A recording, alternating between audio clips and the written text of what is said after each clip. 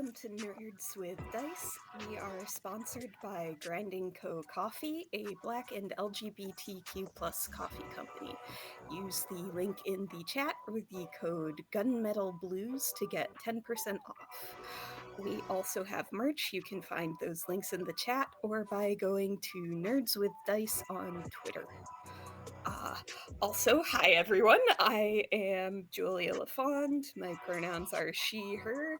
And for tonight's session of Apocalypse Keys, I will be the keeper of the doors. And Apocalypse Keys is briefly a game where monsters are fighting to stop the world from ending without themselves ushering in an apocalypse.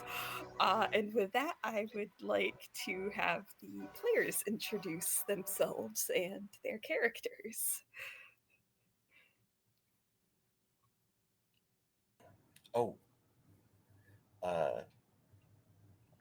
who would you like to have introduced first? Oh, I mean, I guess you spoke first, so Okay. go for it. Hi, everybody. I'm Synthetic. You can call me Synthetic20 on all the social media that matters. And tonight, I have immediately chosen violence. I am playing uh, Death, known as D, who is attempting to reclaim their crown and hopefully not cause the end of the world to happen. Uh, Both myself and D use they them pronouns. Alice, would you like to go next? Sure.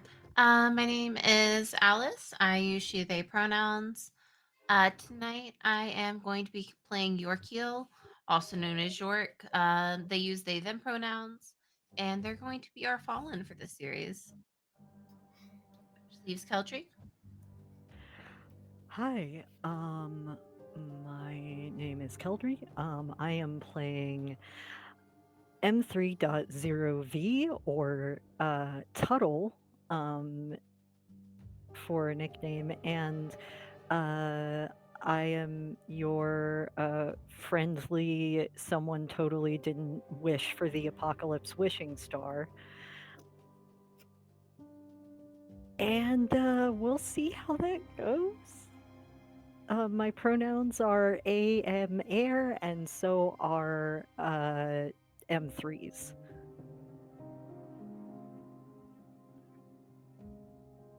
All right. Thank you very much, everyone, for introducing yourselves. With that, I would like to remind the listeners that this is a horror game, or I guess some of you might not have already known that this is a horror game. So I would like to start off with recapping some safety stuff that the group as a whole went over in session 0. So, Caldry, Sin, Alice, if you don't have Roll20 open, now would probably be a good time to open it because I have it open to the safety page. While you pull that up, just a reminder that tonight we will be playing the pre-made module, The First Door. The built-in content warnings for that are body horror, cruel experimentation, cult behavior, and evidence of mental illness from trauma. During session 0, everyone had been okay with that content, but I do want to check base if in case there's been any changes since then, or if anyone thought of something since then. Or is that still okay with everyone? Yeah, All I good. I I am all right. I think for me, I would be disappointed if there wasn't body horror in it. Alrighty then.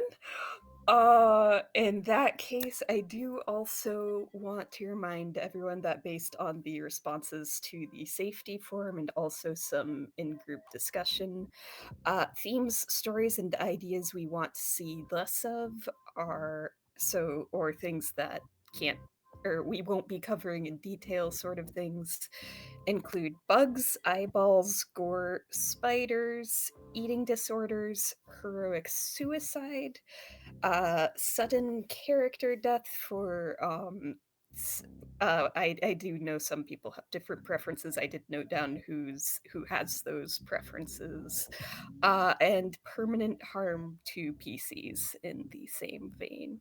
Are there any questions or additions we need to make to that list?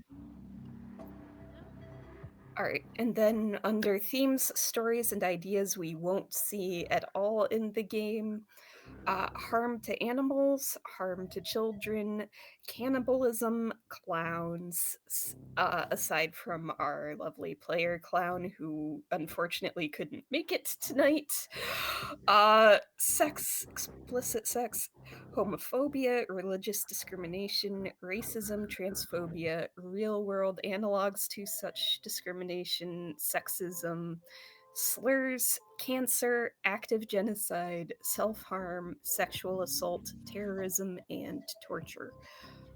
Does anyone have any additions to that list or questions or other updates? No? All I'm good. clear. All right.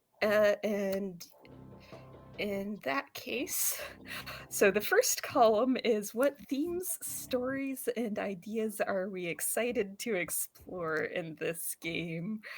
Caldry, do you have anything to add to that column? Uh, we're gonna put deepening personal bonds, if that's okay. I'm gonna Sounds leave that up to whether that's a good thing or not to the game, if that's all right. uh, that is excellent. Thank you. Alice, what are you excited for tonight? I'm definitely excited to get more into our characters, of course, and to see just how much of a horror these monsters can be. Alrighty. Well, there will certainly be opportunities for that. Sin, what are you excited for? I mean, obviously, I already said I adore body horror, but also, just chances for ruin and mayhem are probably high on my uh, to-do list. Well, given the setup, I Yeah. would find that likely. With that, I will remind you that we do have a safety deck in Roll20, and you can also signal me on video or in text chat if needed.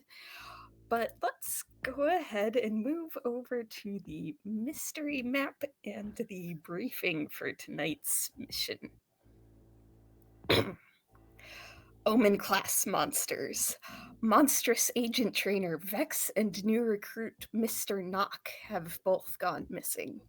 Our psychics have deciphered a distress signal from decommissioned Division Base 0001, where the first door is secured under maximum security protocols.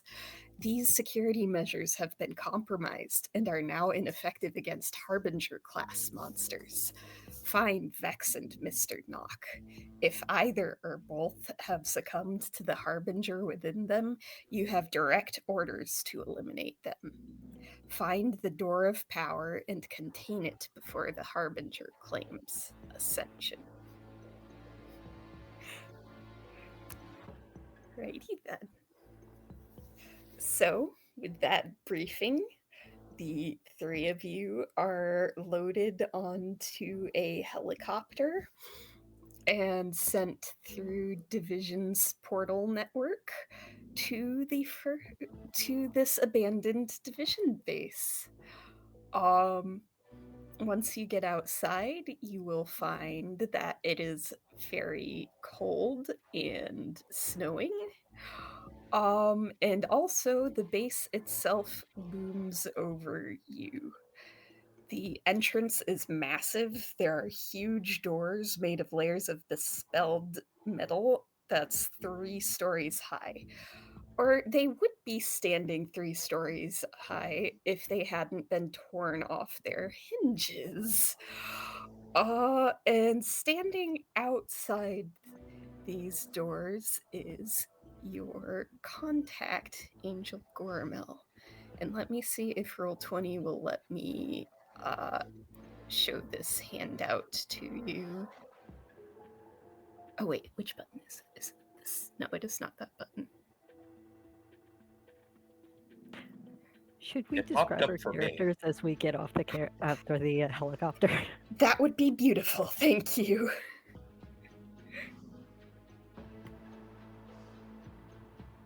Would you like to go first, Keldry? Oh, sure. So, M3, or Tuttle is about 5'3". They are a made of light and swirling energy, and have a little small crystal Brock-ish orb in the middle of air chest, literally inside. You can see through. And they have 4 arms, long hair, and currently right now are looking a little nervous. So in place of looking slightly more human, the light they are giving off is muting any human features such as hair color, skin tone, eye color, or even a semblance of clothing.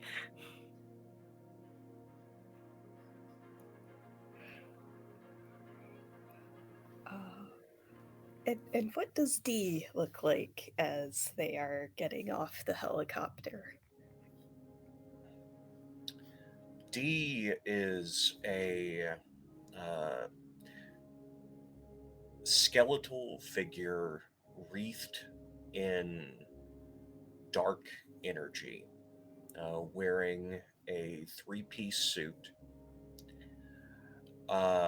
and has along with them, well, importantly, they have a pair of purple gloves on that allow them to interact with the world so that they don't kill anything they touch, because they have been and are trying to be death again.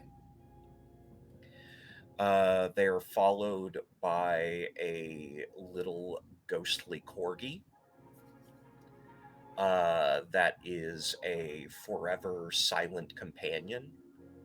And the first sign that D is angry is this corgi transforming into a giant hound.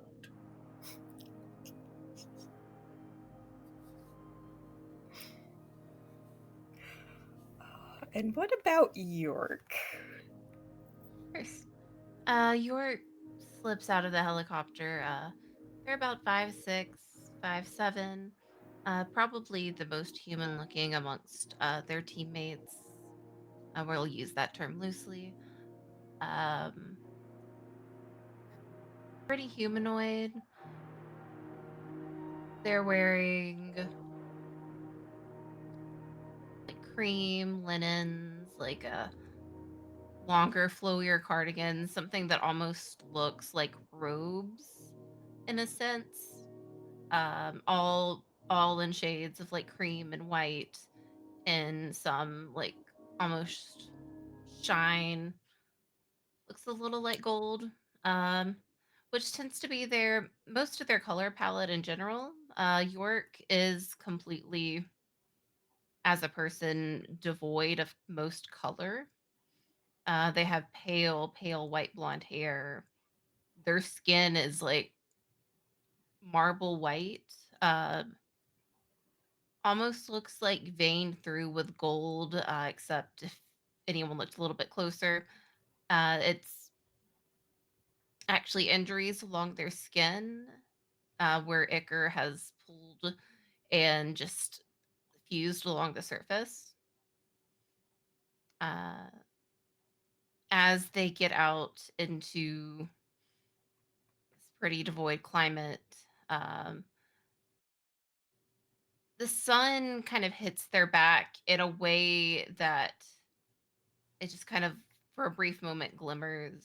Six large sets of wings kind of halo around them, um, prismatic glass. One moment they're there, and the next they're gone. And around their head, almost a perfect circle, cracked light that's just dripping that same golden ichor that pulls along their skin. All right. And I am not sure if Roll20 is showing you this handout when I click on it, but I can briefly describe the person waiting for you. Angel Gormil, whose pronouns are they, them, has long white hair, glasses, a tailored suit, and an unnatural smile that holds an unlit cigarette.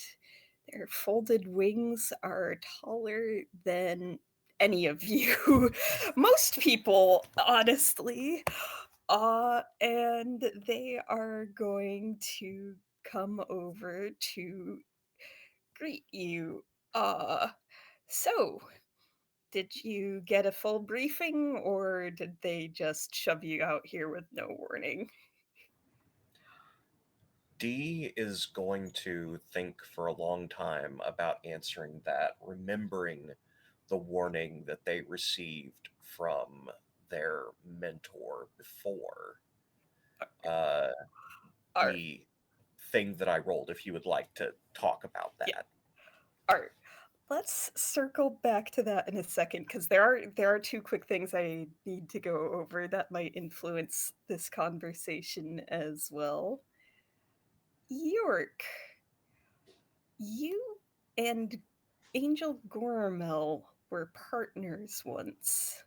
Whenever anyone asks them how they fell from heaven, they offer a different story each time. Why did Angel Gormel tell you the truth, and why won't you tell anyone else?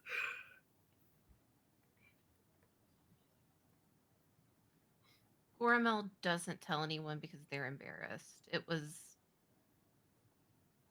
a pointless jealousy of humans, and they just they got cast down so quickly for that. And there's no reason to share other people's shame. If Oh, they want to be shameful, that's on them. fair enough. Uh, and tying in with what you asked, Sin, D was here at Division Base 0001 when an apocalyptic threat forced you all to abandon it. And to be clear, this would have been after you joined Division. Who did you leave behind, and why do you suspect they may still be alive?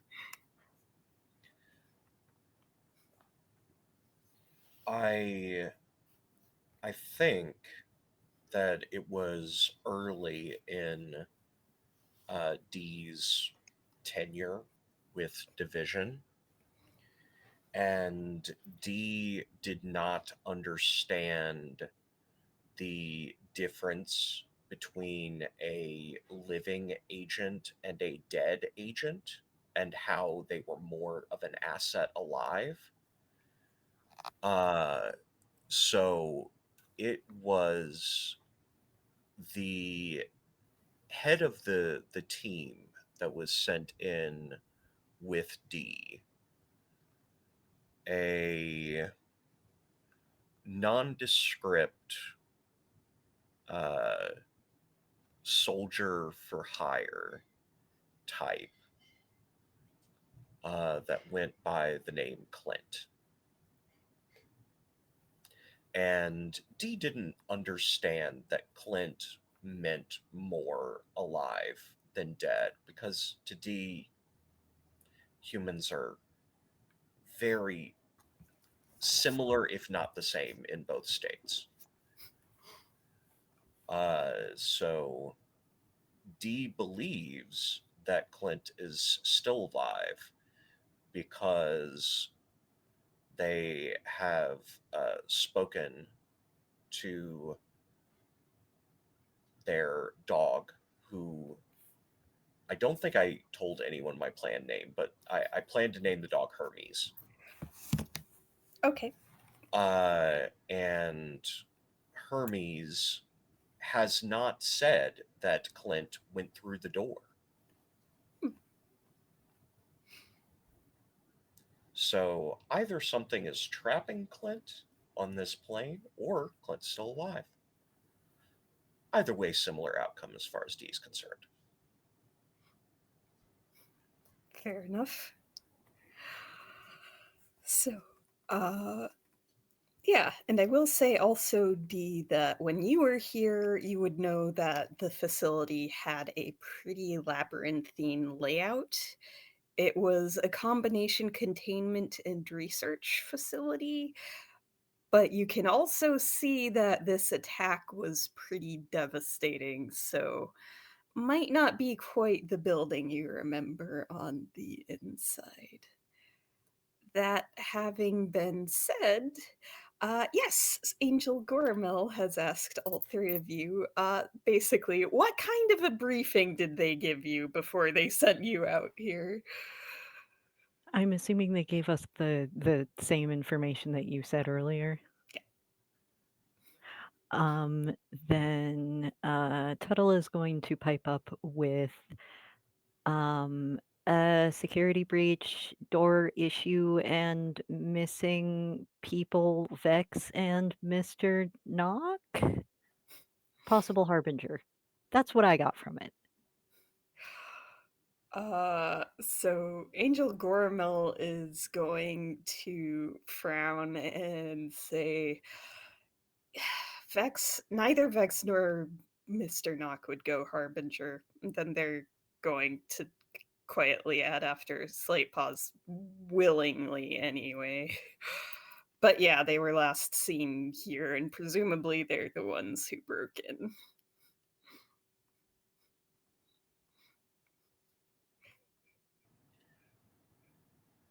What reason would they have to break in? Sorry, could you say that again, Alice? What reason did they have to break in then? So they are going to kind of shrug and say, that I was not briefed on, but from what I know, they were involved with, well, Mr. Knock was involved with the uh, Ascension Project, which, shall we say, Vex was skeptical of, because look, they Vex trains recruits. They do their absolute best to make sure our Omen class agents know what they need to know to be safe out in the field. Um and so if she has every right to be more than a little skeptical of a project claiming to have boosted someone who was 3,000% below the threshold for Omen class up to Omen class, because that's not a result you can normally see without messing with things that are very, very, very not safe. Um, so my best guess is it could have been Vex who broke in, trying to find proof that Division was pushing into something they shouldn't. could have been Mr. Knock, or, well, your guess is as good as mine on that front. But shall we go in?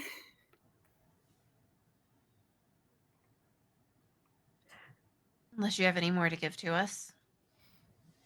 I mean,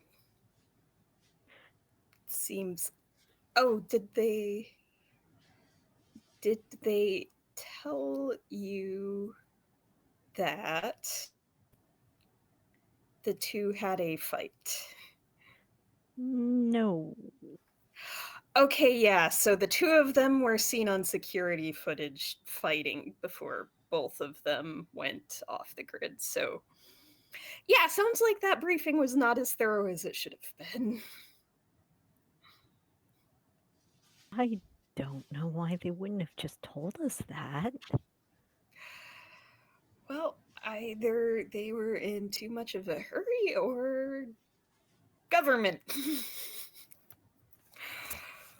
Or it was unnecessary information for us to do what needs to be done. Okay. Tuttle is, the light is kind of flickering higher and lower as they are processing this information while we go inside. All right.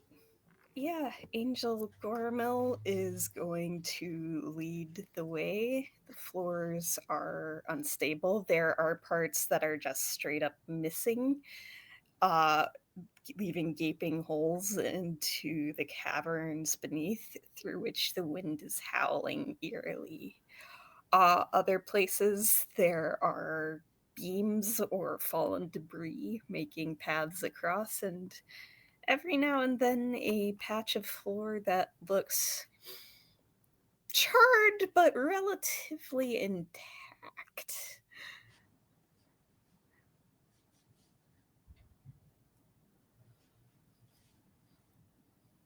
While we're Okay.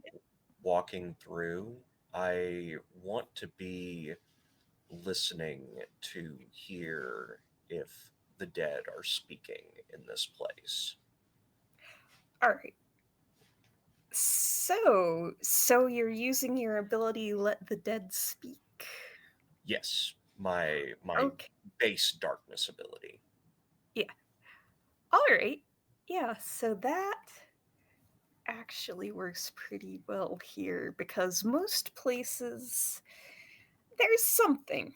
Like there's just a little baseline of people live, people die. It's part of just how things work. But this place is almost eerily silent in terms of the dead. However, that howling wind has been getting louder and louder. And now it's kind almost twisting into a single keening wail. All of you can feel the sound tear through you, and through your minds flash images of caves and tunnels and horrifying twisted creatures that since Roll20 is being Roll20, I will post a picture of in the Discord chat, of these creatures that you see in your minds. And also dropping off the ceiling in front of you. Oh, okay. Yeah. So these things almost look like they're multiple people, monsters that have been painfully merged into one. and all of them are wailing as they close in on the group. Beginning with Angel Goramel, who, if you will remember, was leading the party. I want to go help. All right, how are you intending to help? Panic.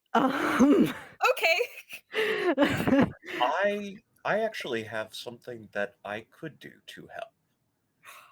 All right. Uh, Okay. my other darkness move is the ability to have supernatural strength and speed. And just as they get to Angel Goriel, I want to have taken my glove off and have hand up directly toward them, uh, like suddenly appearing in front of them, All right. and just say, "Stay behind me." All right. So it sounds like you are using the basic move Unleash the Dark. And yes, now I want to confirm that I have been tracking this Okay. correctly, but I reacted with cold reason and logic to the reason that Division kept Yeah. us from getting information. And the get behind me was meant to be like Yeah. telling someone to follow my Yes. instructions. So I have 4 darkness tokens right All right. Will you be adding any of those to your roll? now. I think the fact that this abomination has not let the natural course of death go is something that D would find incredibly reprehensible. So I would actually like to use 3. All right. Go ahead and add and roll. Oh no. All right. So 11 is a disastrous success. Would you like to spend a bond to reduce that to a success? Or would you like to keep your bonds and accept the consequences? Ooh, I think I am going to look back and get control of myself, thinking of Tuttle specifically and how I don't want to cause uh, too much catastrophic damage with this. And I will spend 1 bond to reduce it to a success. All right. So, on a success, you can choose two of the following: get past their defenses and inflict a condition, get what you want from them, avoid reprisals, harm, or cost, gain the upper hand for now, expose a weakness or flaw, or confuse them for some time. Uh, I think so. Since I get to choose 2, I Yeah. would like to avoid reprisals, harm, or cost, Mm-hmm. and I would like to expose a weakness or flaw. And what I'm imagining is that when D reaches their hand up and touches, like the creature unspindles to reveal, like kind of like thread unwinding to reveal like separate creatures to a point that someone could break it. All right. You know what? I will allow that. That is what you described is exactly what happens. However, that is one of the howlers. There are still several more. And as they continue to advance, uh Tuttle, you recognize one of the howlers. Who were they? Oh no.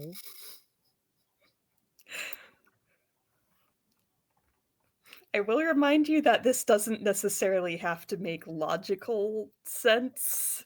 Like, Yeah, I there's was all gonna sorts of say time because shenanigans, or it could be someone with division that you met once, or so time I do want to ask time wise, was this base like at least was Tuttle around at least when this base was operational? I'm going to say yes. Yes. We can work with that. Okay. Then I'm going to say that it was um someone who first actually the person who first nicknamed Tuttle Tuttle, because their last name was Swift, and the Swift-Tuttle comet is the head of the Perseids, the meteor shower. Oh. So, um, because everybody else, or most everybody else with division, calls Tuttle M3 or M3.0V. Right. Well, that is Swift is the one, or part of the one, who is now leading the charge toward Goramel. How is Tuttle going to react to this? You said part of, oh gods.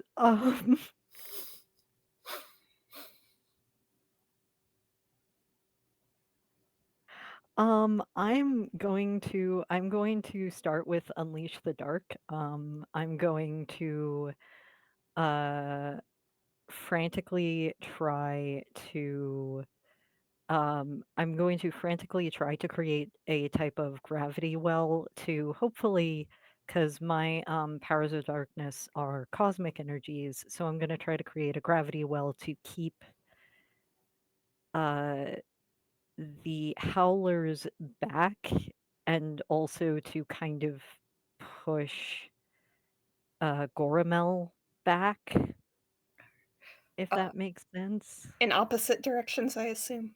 Yes, in opposite directions. All right. So I'm before making you, myself the gravity well and reversing it. yeah, yeah. So before you roll, I do want to check in. Have you been tracking your darkness tokens, and if so, would you like to add any before you roll? I gain 2 to 4 when I feel overwhelmed or numb. I think this counts as overwhelmed. Yeah, yeah. So I feel like I don't know how many you would say I technically get from that. You get to choose. Uh, Um,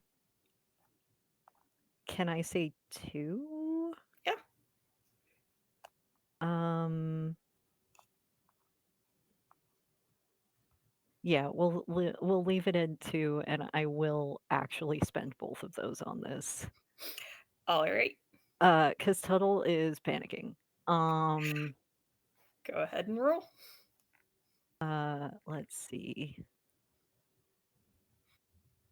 Oh no, I rolled. We're just gonna do this one by one then. All right. A And that's two. +2, so that's a 4, that's a failure. You. Oh yes, 2d6 plus. 2 is 4, so that's a failure. I'm sorry, I rolled that wrong. I think you mean 5, but that is still a failure. On a 5, you would need to spend 3 bonds to get that up to a success. Do Oof. you want to Then I'm spend just 3 bonds, or do you want to accept that things did not go according to plan? I actually wanna use Heart's Eclipse. Oh, Um, it's, whenever you roll a miss, you can choose to have your power surge beyond your control, causing great collateral damage around you. Choose mark 2 conditions, describe how your emotions get the better of you, and gain 1 bond with what the darkness demands of you. Treat the roll as if it were 11 plus. Or a PC marks two conditions and gains one bond with you. They describe how they hurt themselves to help you. Treat the roll as if you rolled an 8 to 10. I'm going to ask, does anyone else want to mark two conditions? Because I am perfectly willing to mark two conditions and have this be a disastrous success.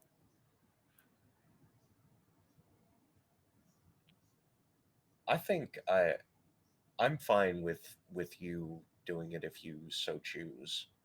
Yeah, unfortunately, I don't think any of York's conditions really match their situation at the moment. Yeah, it's kind of similar. No, that's fine. Because I used it because I'm fine with either. So I'm gonna mark reactive. Um, I don't know why it says.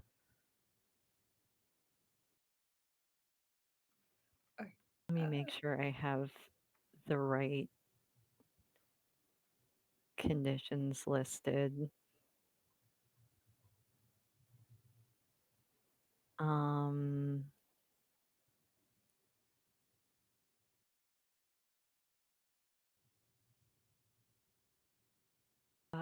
I'm gonna mark reactive and despairing. I think that makes the most sense.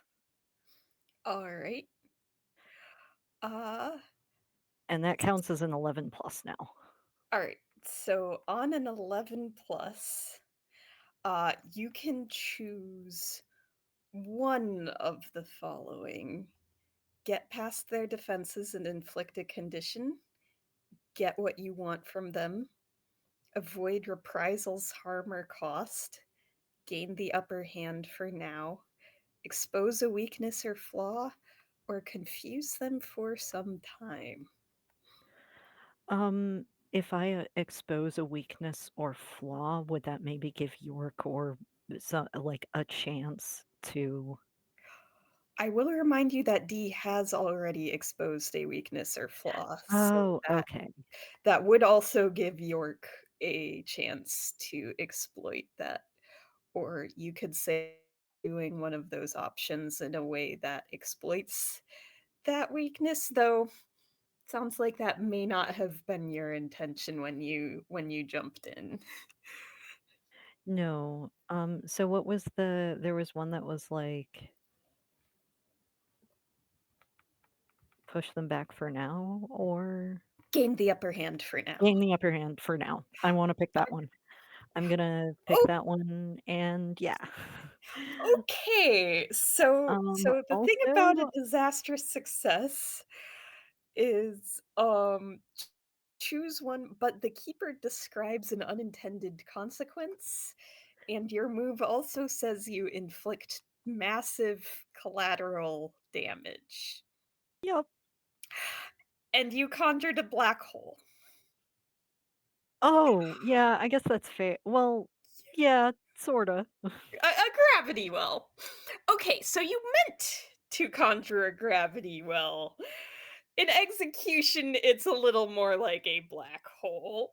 Oh. So yeah, basically it's pulling down the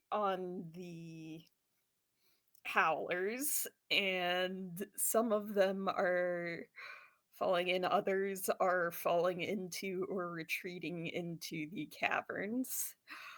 Uh Angel Goramel is barely clinging to one of the timbers propping up the ceiling, as the floor and walls are also getting sucked away.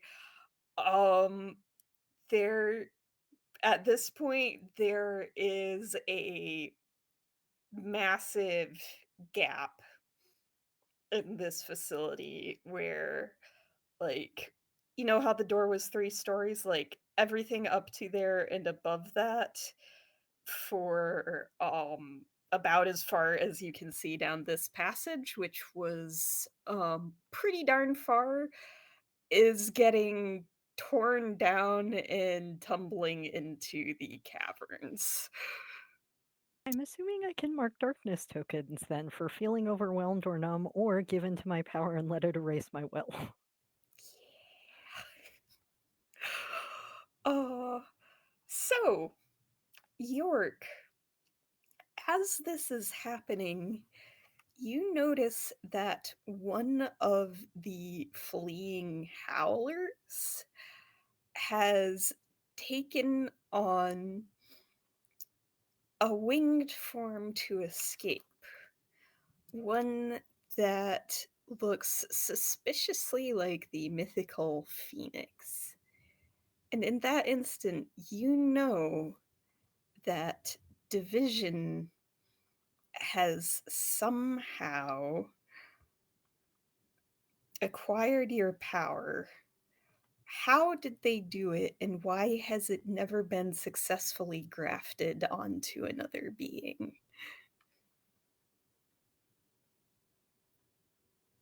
Part of my powers, I'm able to even momentarily bring some mythical beast into the world. The Phoenix was one of them. Somehow, Division, I don't know, watching a little too closely, managed to kind of scoop it up before it faded into vapor like they normally do, and somehow have kept it alive, except even a morsel, a tiny fragment of divinity can't really be replicated. It's not science. All right. Right, and Gormel is still dangling off, dangling from this at the yawning chasm. Is anyone gonna help them out? And Tuttle, do you dispel the black hole?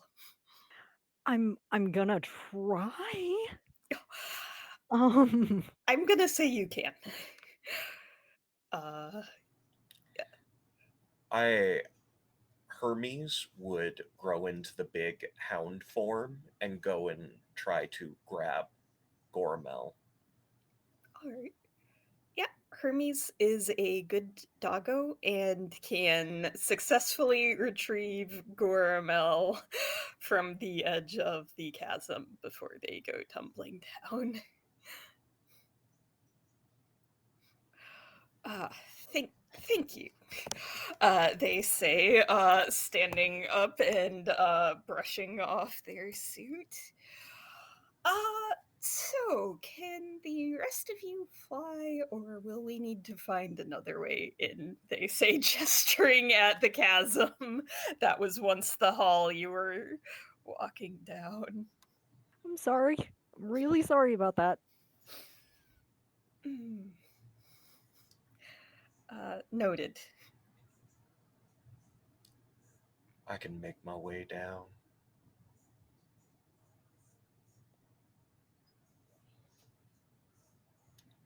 Unless I've I, misunderstood. Uh, so as Omen class monsters, it would probably be an option to just jump down into the chasm and be okay after the fall. But, based on the mission briefing, the objectives may or may not be down in the caverns. So, Okay. your choice.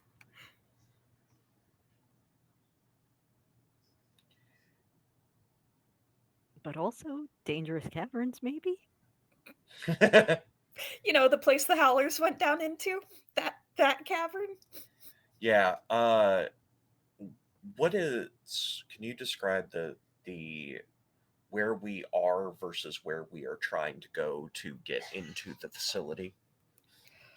Right. So, this was technically part of the facility proper. This area was hit pretty hard by something, either whatever event forced Division to abandon the base, or whoever it was that broke in and broke the doors down in the process. So like there would have been like side doors to offices and such along this main corridor, but they are have everything you've passed so far has just been completely obliterated basically. But up further ahead, the is kind of a more central research and containment area that was more reinforced and is more or less still standing. So there's going to be a couple floors worth of damaged but potentially searchable labs and um other such things. But now there is kind of a big cavern between this mostly destroyed area, completely destroyed area, somewhat more intact area. Looks back at York and Sin, you the are I muted. apologize. Sorry, I was asking, would I be able to jump that gap? You have supernatural speed and strength, so you would probably need a running jump, but yes. Then, without answering the question from Goramel, just jump across. All right. And it ends up looking like taking off is very fast, but in the air looks kind of like Miyazaki film, like just floating downward. All right. Also, Keldry, you were saying something. I did not mean to interrupt you. Nope, Tuttle was just apologizing to York and Dee. It's fine. They're going to do that a lot. Yeah, you really do need to get a hold of your powers there. And York just kind of looks down the hole. I mean, I'm not enthusiastic about chasing vermin back to their lair, and with like just like a little jump, their wings not they don't look like a little bit like solid, but they take on more of a presence, and it's almost like how a kite would catch wind. They just kind of like drift over this gap. Very nice. I'm just going to try to jump. All right. So do you have any powers of darkness that would help you out here? Um, the problem is I don't know that Tuttle really wants to mess with any of the gravity because they just. Yeah. Uh, okay. I, Tell I you think what. they're Here's what just I think is going to gonna jump. happen. You jump very clearly, like not using powers or anything, and like a couple feet out just start plummeting, but Gormel will catch you and finish flying you over. I look extremely embarrassed and also very, very embarrassed in front of York, who just did a really, really absolutely cool glidey thing.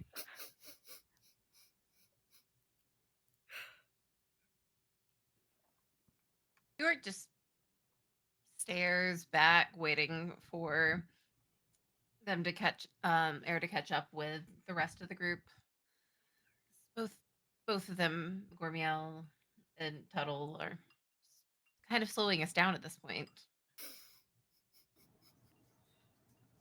Yes. Yes, they are. Now that they're with the group, what are you two gonna do about it? If I look at kind of this non-Tuttle damage being caused, I would try to see if I could like possibly make a path out of it, see if there's anything to follow, potentially go ahead and make grasping some keys. All right.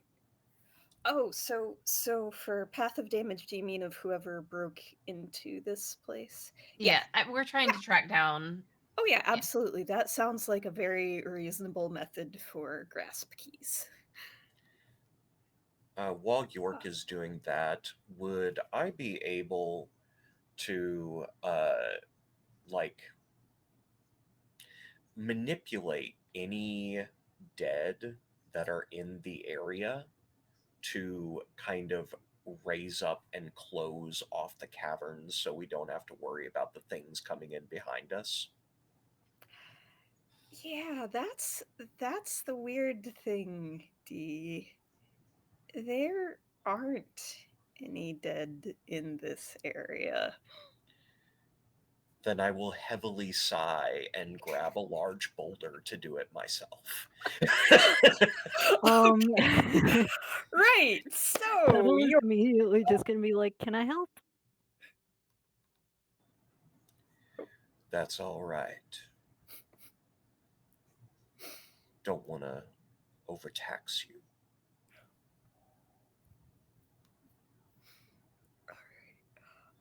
York, I will say that roll is one short, so that will be a miss unless you want to spend a bond. No, but I would like to go ahead and mark a ruin to uncover a key. Fair enough. So you are marking ruin to find a key. So what kind of ruin? So what darkness demands of you is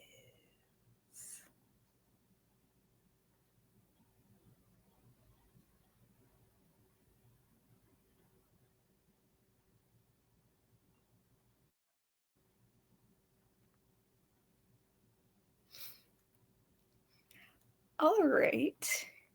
So you are following this trail of destruction, and what it leads you to is an office. It's relatively intact. It looks like some ledgers and stuff have been thrown around, scattered across the floor. Uh, and there are a couple that are open on the desk. If you go and look at them, most of them don't make a ton of sense.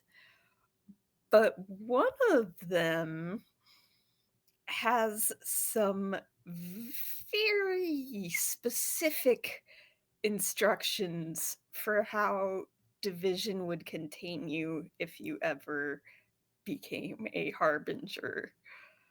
And it notes that they got some of the information in this file from someone who was very happy to see you fall.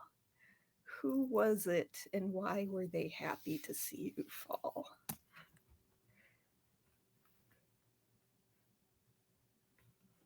Say because they're there, it was Gormiel. They fell before York, and probably one of the first to fall. I'd say not the first, but one of the first, as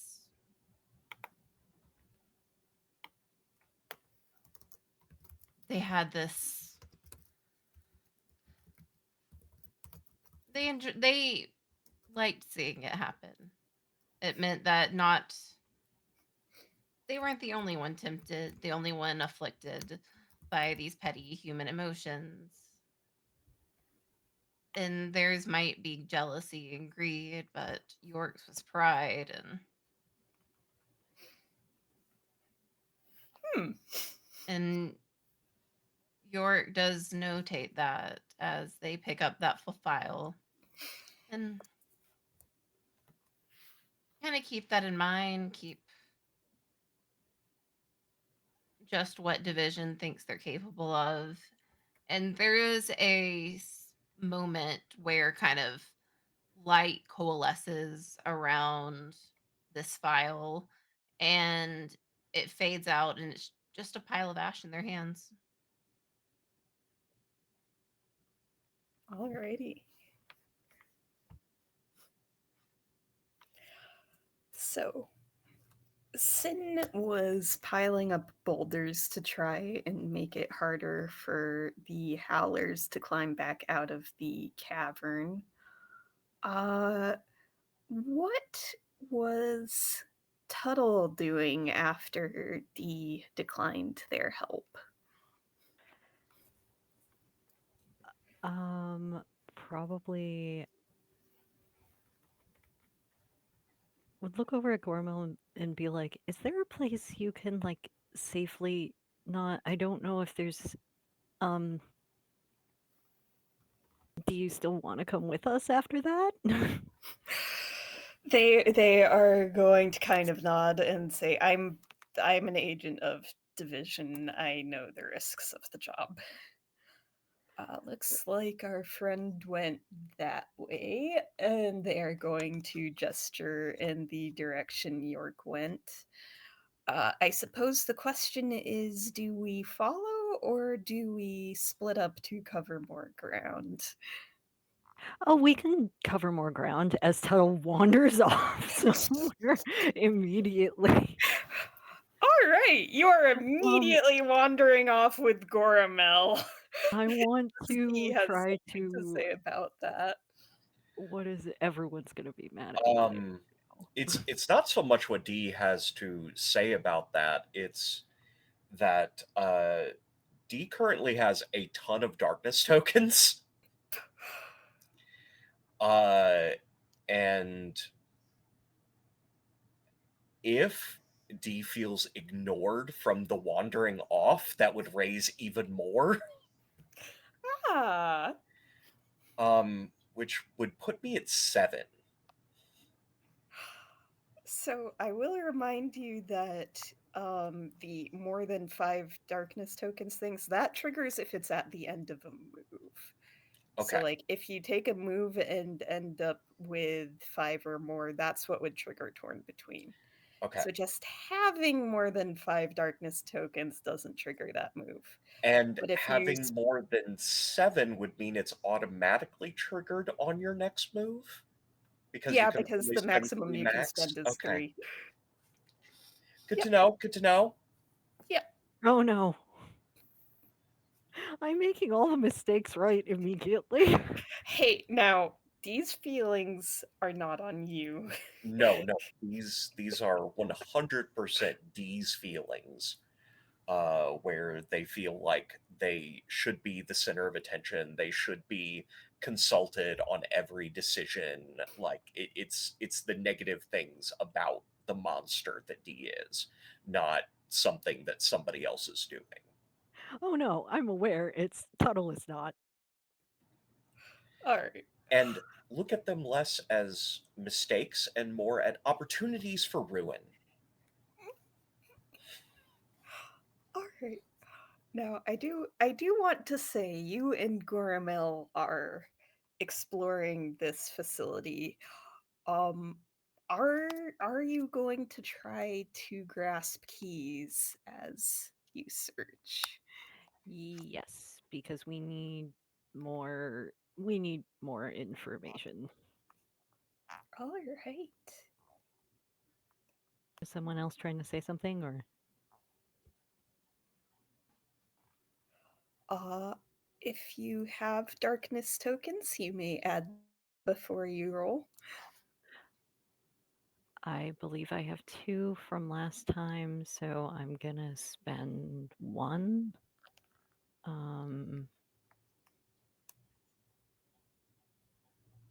I think I am doing this correctly. Click to roll. Yes, Oh, it's and that just is a perfect hit. You uncover a key. No complications. Well, aside from perhaps whatever the key turns out to be. So, what you find is you are going along when you hear a noise, almost like laughter. Uh, Obviously, Gormel is on high alert. And gestures for you to also be on high alert. As the two of you close in on this sound, and you arrive at a building full of decades old equipment that beeps and clicks. As you step in, dust poofs up from the floor under each step. There are files scattered all around this place. Um, and on the screen is a video of a young girl. And this girl is the one who was laughing as she is blowing out the birthday candles on her cake. Looks like a home video that was recorded in maybe the 90s. But the thing is, the date, the timestamp on this video is yesterday. And when you start looking through these files, you start to see a similar pattern emerge. They're all about this girl named Bella and about how she had a monster under her bed named Michael. And the two of them eventually merged to become Mr. Knock. But it's all wrong. It's this she joined up with Division as soon as she turned 18. And now she's in her early 20s, but all of this is dated way after that. Some of this is even dated from the future. Uh and but there is also something else in this room. Uh Something that appears to be where did that go? The last base wide command flickering on an old computer monitor with a crack down the middle. Why does this last command before the evacuation of the base disturb you?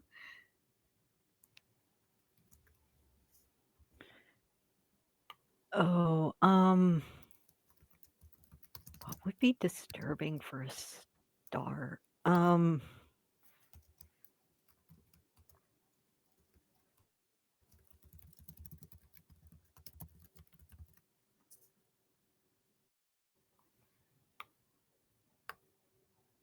Or just in general, I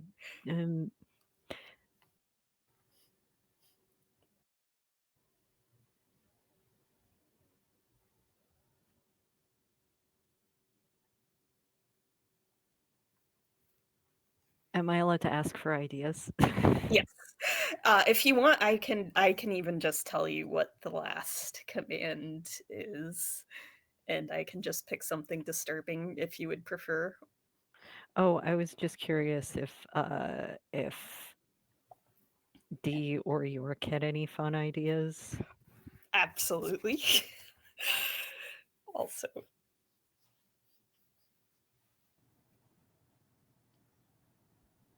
I didn't because I was trying to figure out what my next move would be, so I was not processing the information correctly. That's fair. Um, Alice. actually, I Oh, was um I was thinking maybe something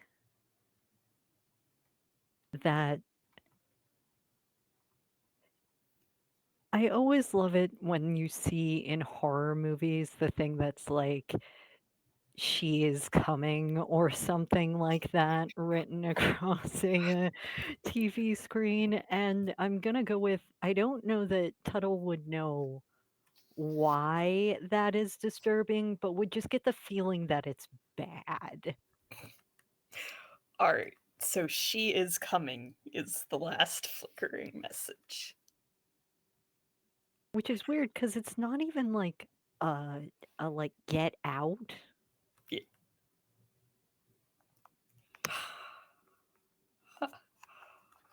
Well, Goramel is going to look at that and, light up a fresh cigarette and say, "Well, that's never a good sign." D, you have piled up a fairly impressive wall of rubble, but Goramel and York and Tuttle have all left. Yeah, and I'm getting at this point tired of the dead not speaking when I call.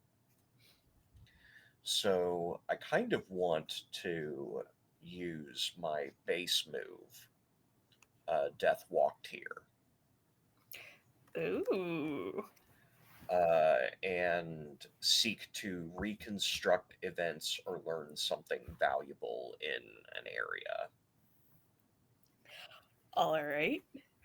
Am I correct in assuming you will be applying 3 darkness tokens to this roll? No, I'm going No. to apply two.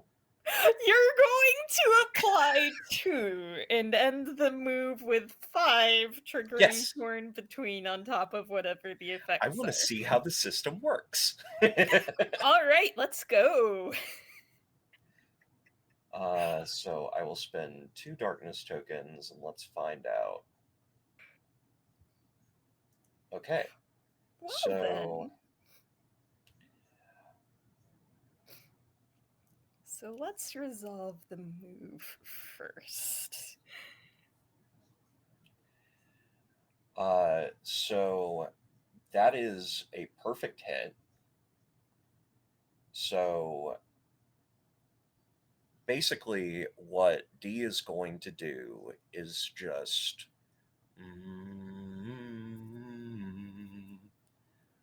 create a slight melody and force death to recreate what happened around the situation. All right. And I get to ask two questions that death will answer.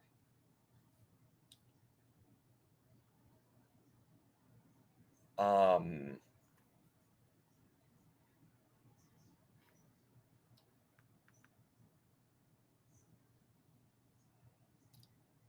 I know one that I want to ask out of the two, All right. which is what draws death close to draw a line between a key and a facet of the mystery. And declare an irrevocable truth. Yes. All right, so this is something that we didn't discuss in session 0 because I forgot that's something the Shade can do. But when you declare an irrevocable truth, that means that no matter what theory you come up with, no matter if you attempt to solve the mystery once or twice or however many times, that part will always be true and must be part of any theory you make for solving the mystery. Does that change your decision, or is that what you thought you were No, doing? that's what I thought. All right, cool. Um, so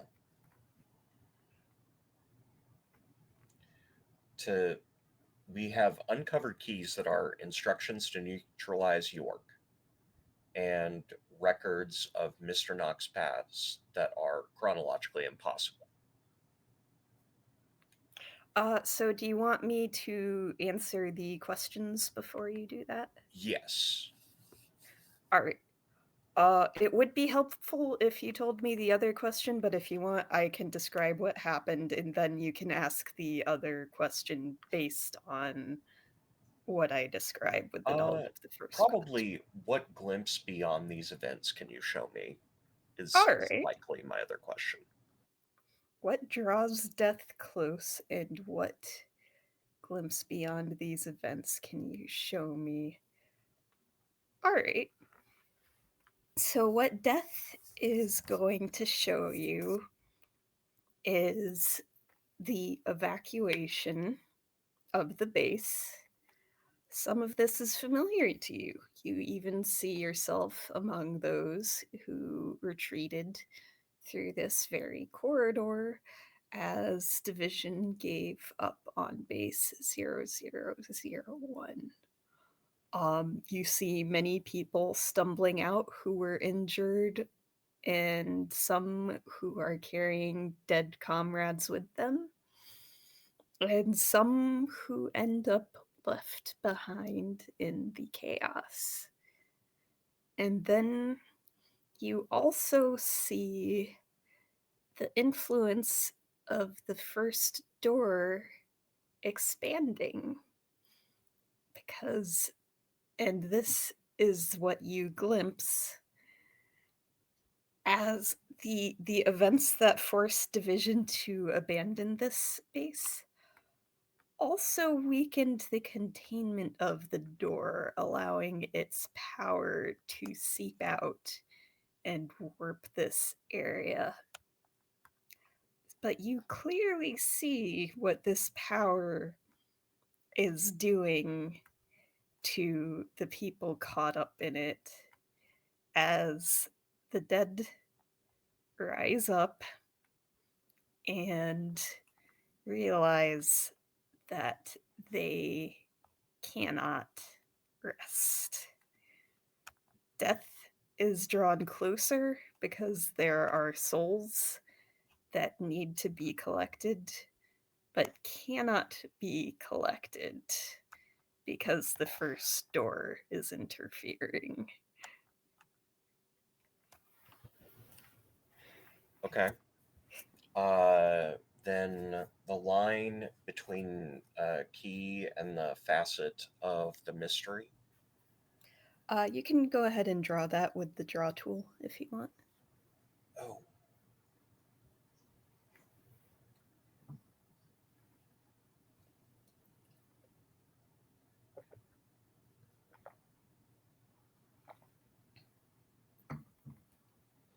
Let's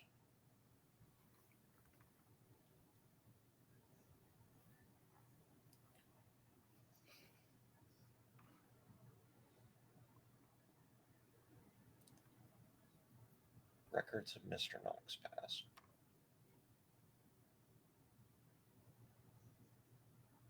Oh, there we go. The records of Mr. Knox past that are chronologically impossible, I will tie that to the Harbinger. All right. And then I think I have another roll to make. Well, what irrevocable fact are you Oh. declaring by connecting that key to that facet? That Go ahead and draw that. Mr. Knock was drawn here by hearing the door open. All right. Mr. Knock was drawn here by hearing the door open.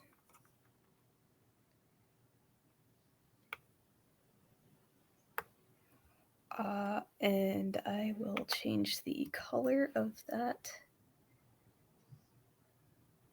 Okay, yeah, you know what? That works. Also, is that line supposed to be between the door or the Harbinger? Actually, yeah, it would make more sense to put it between Mr. Knock and the door. Oh, sorry. I thought you said the door the first time. No, uh, actually, that makes a lot more sense than what I. okay. But Well, that was a happy little accident. I don't know how to delete my line though. So I don't actually see a line that you. Oh, hello.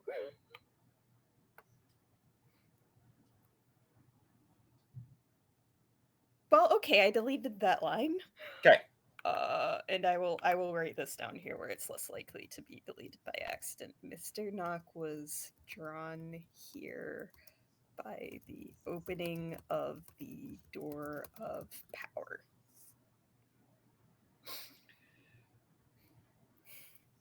And then should I make the torn between? So torn between is not a rule. Oh, that's right. I just So make a torn choice. between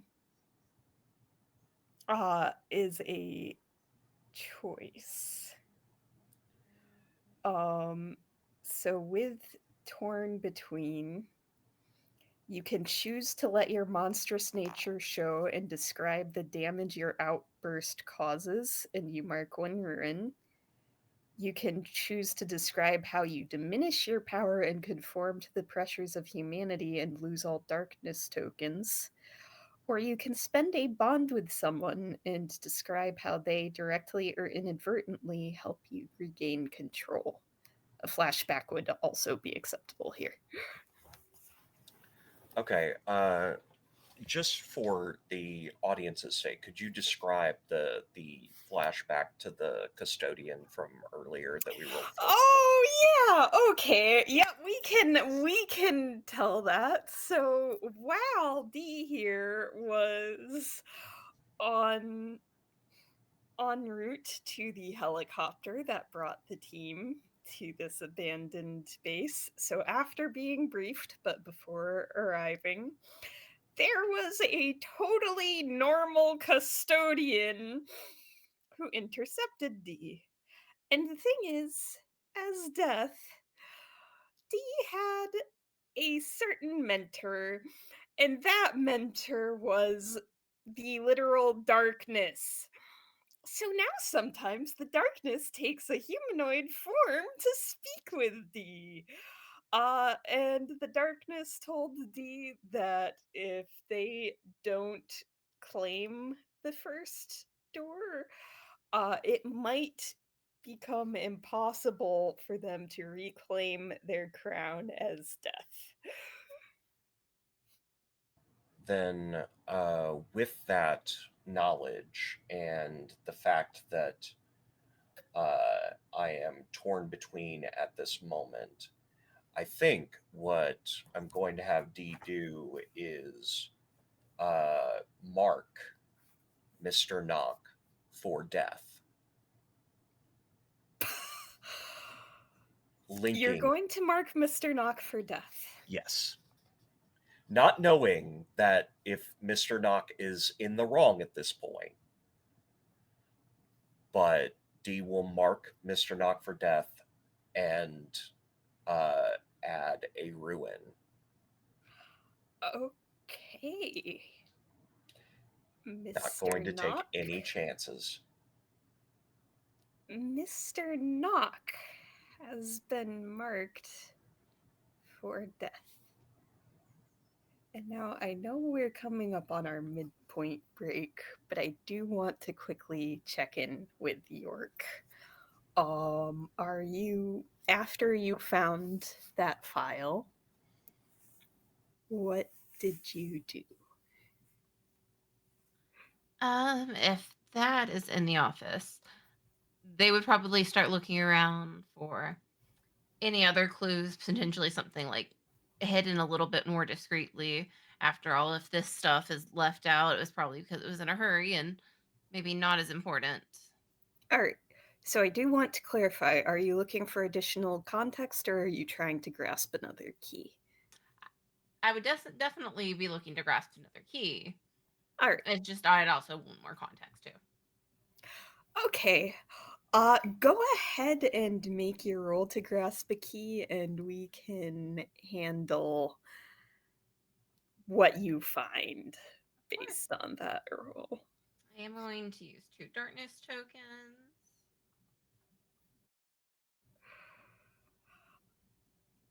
Okay.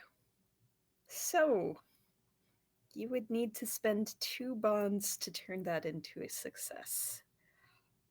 Would you like to do that, or would you like to do that? Would you like to accept that you don't find a key, or would you like to spend a ruin to find a key? I would definitely take another ruin. All right, spending another ruin to find a key and also potentially some further context.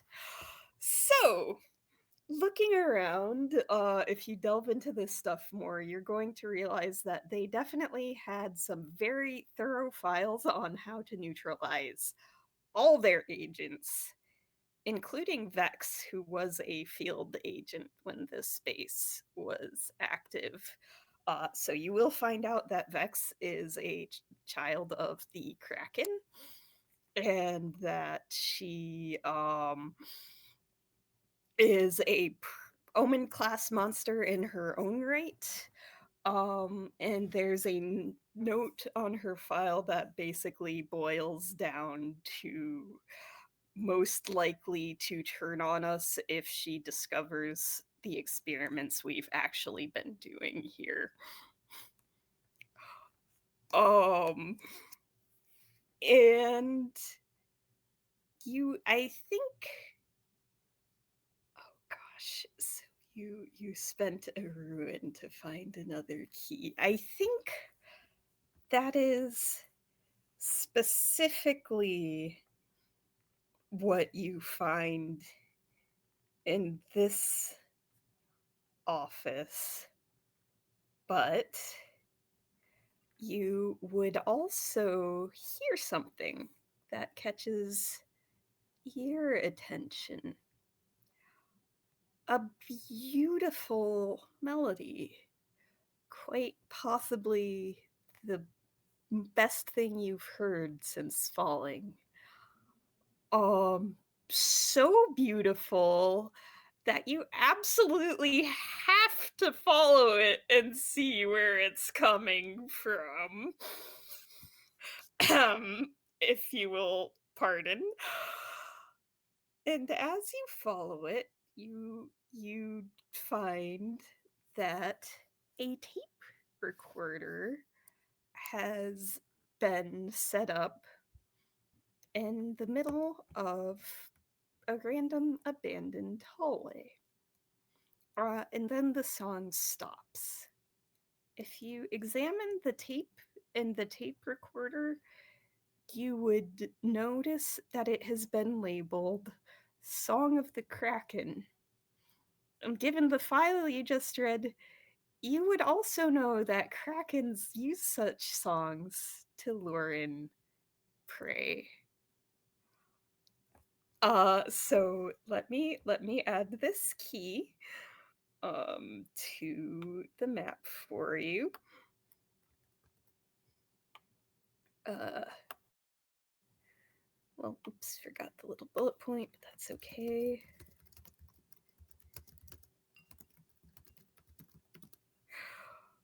Uh and and in this hallway, much of the floor has fallen away, and the caves erupt into high-pitched screams and howls. Howlers are pouring up through these gaps in the floor, and they are hundreds of them screeching as they are rushing toward you, screaming your name and you to bear some of the pain that they are in. The doomsday clock advances once. If it advances again, it will be the start of the apocalypse. And on that fun note, I think this is a good time for our midpoint break. What do you think? 10 minutes? Is 10 minutes good? Yeah, that's good. That sounds good. We will be back. Then I will see you in 10 minutes.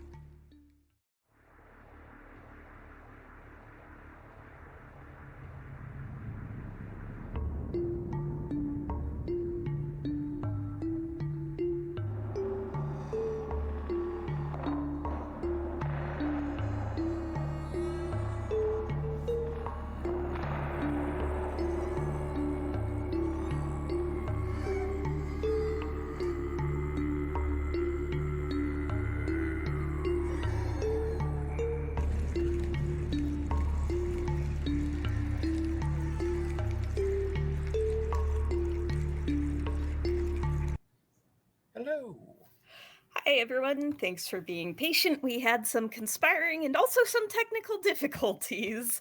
But we are back, just as hundreds of howlers are bearing down on York. York, what are you going to do here? I mean, these are, gosh, they're vermin. They're crawlers. They're not really worth even York's time, but if they're going to be dealing with these things all night, they might as well take care of some of them. And I think um, it's part of just my moves of darkness. York kind of glows a little bit brighter, and light kind of comes off of them in wisps and streams, and like from that it like coalesces into like a more solid figure. um Hoofs, strong chest, like 15, 20 hands high, this massive, I guess humans would probably consider them unicorns. um Definitely not quite as equine. It almost has like some goat features. The eyes, those split pupils, um, that long, like scraggly beard, and the horn, like instead of just a spire actively like twisting on itself. And as it like coalesces and like takes solid form, it just stampedes straight for these crawling flesh pits. So it sounds like you are unleashing the dark here. Yes. I'd actually also like to tie this in with a move that I have, that's part of when I unleash the darkness. Um, Whoa. and it's called Honey Tongue and Clouded Minds. Because when York looks at these things, it's, I guess I do have to play Inspector after all. I'm looking forward to ridding you from this plane. And I am going to go ahead and with my Unleash the Darkness, use up, scrolling for that. Use 3 bonds to get rid of some of those.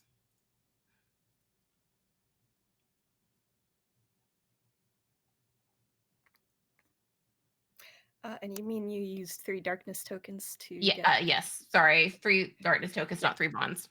All right. So that is a perfect hit.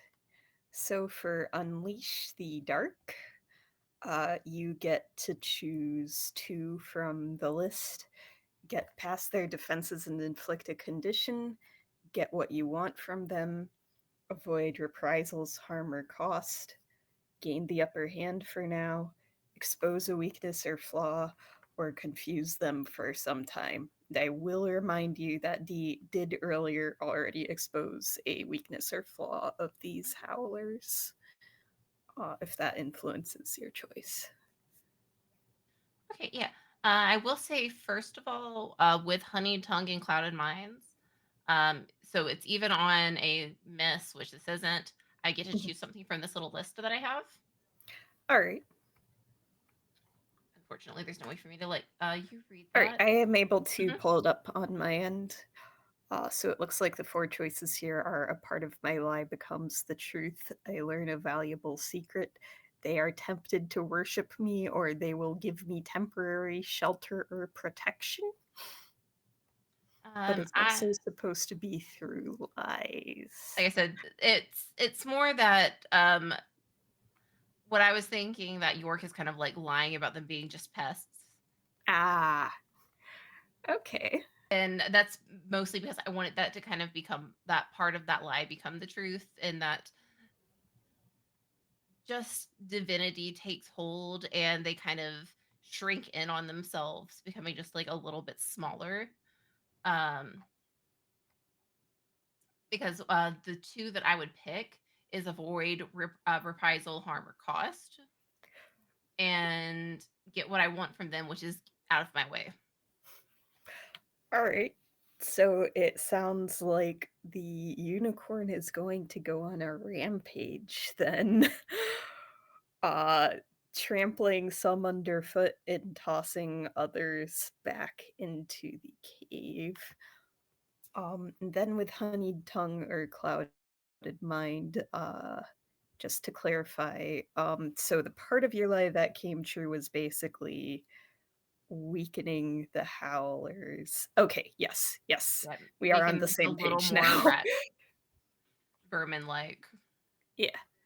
All right, yeah. So it is even easier to deal with these than it was when you faced them before. And it is not very long before the howlers are, at least for the moment, in full retreat. Although some of them, the ones that were trampled, lay strewn across the floor of this hallway. York just kind of like kicks one aside with their shoe as they pick up the tape recorder and kind of pocket it. All right. So, checking back in with Tuttle, you had mentioned something about something you potentially wanted to do here. Yeah, so Tuttle is running back to Dee because Dee needs to know about this thing that Tuttle just found because Dee's the one that figures stuff out. Okay. And I think it's when Tuttle gets back to D, maybe if we're playing with timeline a little, that a sense that kind of maybe even just the power that like York just used, Yeah. if that's okay. Yeah, I think about when you reach D would line up with this chain of events. And if York is okay, well, I guess if the player is okay with this, I would like to activate Alpha and Omega to mark one ruin to have them appear by your side, defying logic or plausibility. And that's when you wish to deepen the connection between both of us, because Tuttle is very emotional, and if uh, York is in trouble, Tuttle wants to help. Um, and if you're okay with that, I would like to activate that move. Yeah, go ahead. Okay, so I will mark one ruin, um, and uh, they appear by your side, defying logic and plausibility, though they may have suffered to do so, and I will leave that up to you.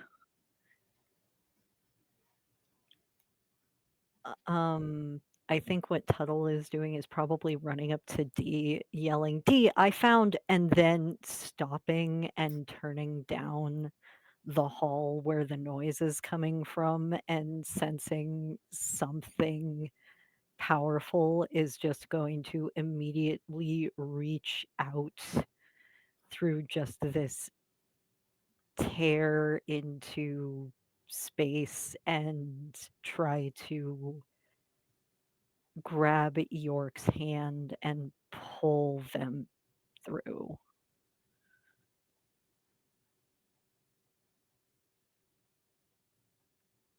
Okay. So yeah, there's that sudden like ripping through space and time. And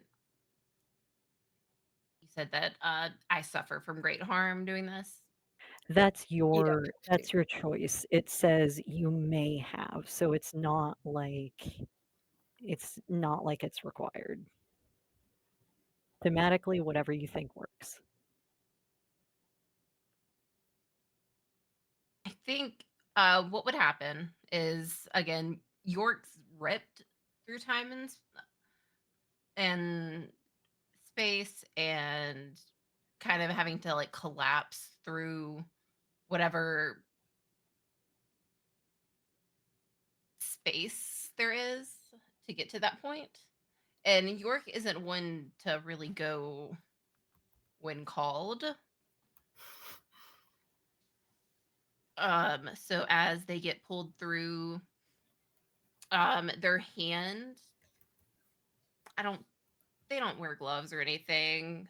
Um, it is like everyone would probably see like this gold just welling to the surface, filling in like all of these cracks that have formed as like their hand was probably pretty crumpled and not kind of like how rock crumbles and shatters and fractures, and it fills in perfectly into these cracks and just kind of like spider webs across their hand. I'm not really sure what the problem was that had you doing that, but again, you do need to get that under control. It's unbecoming. Uh, I you um Yes. I'm sorry. Enough. Mm, At this point, I am imagining that we would be like pooling the information that we gathered. Yeah. Yeah, Yeah. Gormel is going to catch up with Tuttle, and all of you can compare notes about what you found. Can I think I'm gonna mark some darkness tokens for that. Yeah. I also am marking darkness tokens because I am asking someone to ignore their heart and saying enough. Yeah. I have feeling overwhelmed and numb and give into my power and let it erase my will. So, what I'm going to say is I think I'm going to attempt to unlock Doom's door with our current set of information. Okay. Uh, So I do want to remind you, you do have enough keys to do that. okay. You have the number of keys you need to unlock Doom's door. I will let you know that the roll for unlocking Doom's door is determined solely by the number of keys you have compared to the complexity of the mystery. Oh, So what is the right now you have complexity? a +1 bonus. It cannot be modified by darkness tokens or bonds. So I did want to let you know that in case that influences your decision. Hmm. So we may want to go looking for one or two. But we do have a good chance.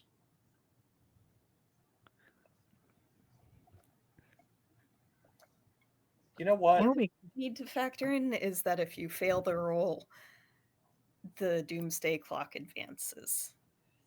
Uh, So okay, then obviously your decision. I just want to make sure it is a fully informed yeah. one. Um, with that, then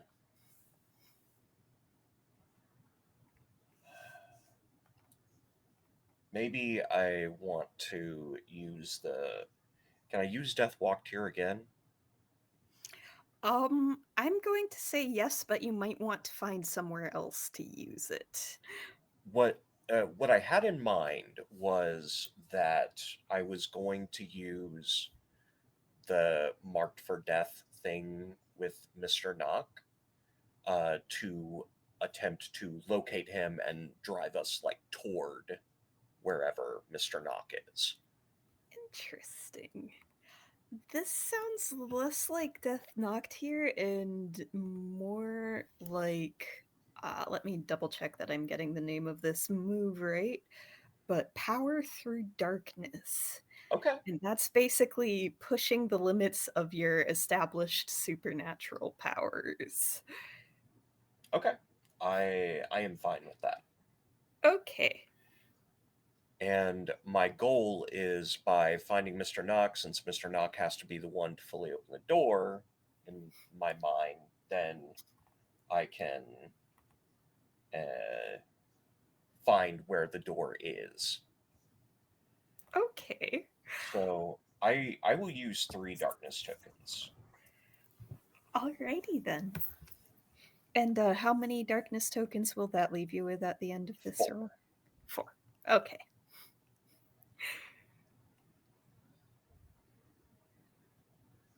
Okay.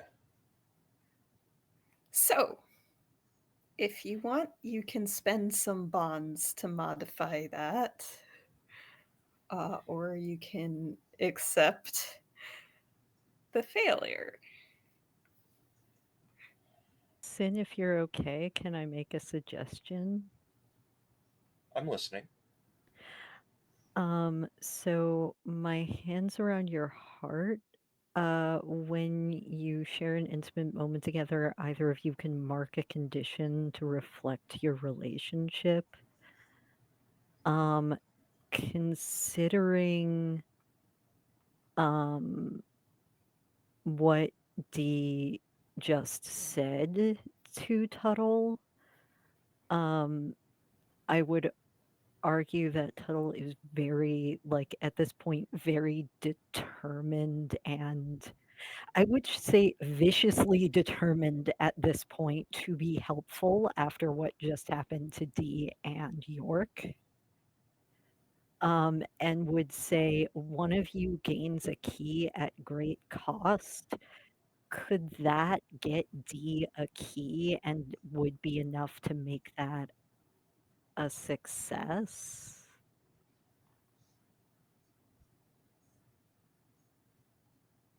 Because you gain one bond and then you would still have another bond to spend? Okay. So using that moment, gaining a bond, then immediately using them both to graft a success Mhm. and getting the key at great cost. I'm fine with that. I will allow it. So I And I now think have no bonds with Tuttle. I have, well, you should still have one, right? Because you only need to mark 2. But I I think you had spent marked one one earlier. previously. Wait, did we burn through all 4 already? No, I burned through my 2. Oh, okay. So I have not burned through my 2. Yes. Got it. I am gonna mark vicious. In terms of, like I said, I think this is more viciously determined as opposed to like actually like gnashing your teeth angry. So I used my powers with great precision and effect, changing the situation before me. All right. And we also get a key, but and D also gets a key, but there is a great cost to it. I would like the two of you to roleplay this moment before we resolve the consequences of all Okay. this.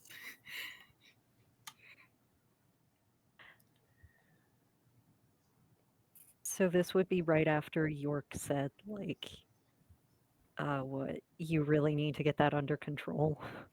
It's unbecoming of you. Oh, ouch.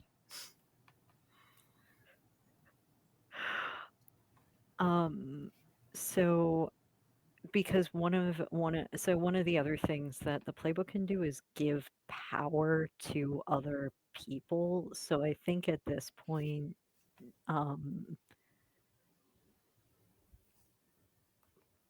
Tuttle just kind of, there's a sort of, their face goes blank for a moment, like no features blank. And when like D sort of reaches out to like grasp at that information, I think what Tuttle does is like determined but unknowingly like pours energy into that action, giving over like a large amount of literally just celestial or cosmic energy to death. And I think in response to this, you see Hermes back in ghost corgi form, just dancing around and like barking noiselessly, acting like a conduit to bring the energy together. Aw. Alright. And with that cosmic energy, you are able to focus your own power on finding Mr. Knock. You can tell that something is not what you were expecting, but you also know which direction to go. And that is further in and further down, closer to the heart of the facility and the restricted area where you assume the first door might be kept. Uh, and you said there was we get a key at great cost as part of that move, Yeah, that Eldred? is also a part of my I move. have a sequence of events in mind for, and I think I want to resolve this tracking Okay, of Mr. Knock before the key. that's fine. All right. Um, and I think it is kind of Hermes getting the scent All right. of somebody who has been marked for death, All right. and we're following Hermes toward that goal. All right. In that case, Hermes is going to lead the charge, silently baying as the little corgi runs down. Or is it a big hound? Actually, yeah, now that D is calling on Hermes, Hermes would transform into this large hound and kind of like howl up soundlessly and start Okay. like running toward the Yeah. And source. these halls are pretty big, but if Hermes were corporeal, it would be a pretty tight squeeze. As this hound barrels down the halls past open offices with molding papers, past labs full of shattered glass and broken screens, down the stairs closer to the caves and the howling wind, and up to a large steel reinforced door that has a hole punched right through the middle of it. And then Hermes is actually going to circle around sniffing in confusion. And as Hermes does this, all of you are going to hear. Uh, at first, you can't make out anything more than a voice, but it's getting closer. Bella? Bella! Bella! The song, Bella. I can hear the song again. It's singing. The door, it's singing. Please, Bella. It hurts. Please, are you safe? Bella, please. I need to protect you. Please, Bella, answer me. Bella, I'm sorry. I'm so sorry. I'm sorry. Bella, please. And from the shadows emerges a large figure with glowing red eyes, constantly morphing and twisting because it is itself also made of shadows. Because Roll20 is Roll20, I will post this picture in the Discord because Tuttle and Gormel, you would both recognize this, and because you told the others, they would probably also recognize Michael, the monster that lived under Bella's bed and to become Mr. Knock. And as you look closer at Michael, you will notice that the edges of this living shadow, calling and pleading for Bella, have ragged and fraying edges. And it's moving jerkily, almost flinching as it moves.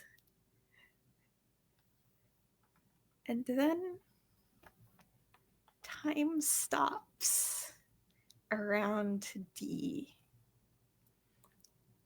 Everything is silent and still as Goramel turns their head and speaks to you in a voice that is very much not Goramel's.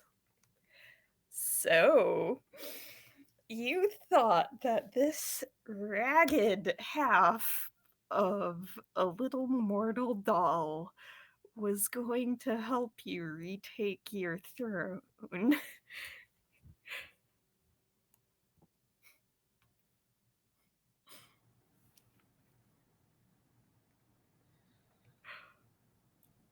Every step closer.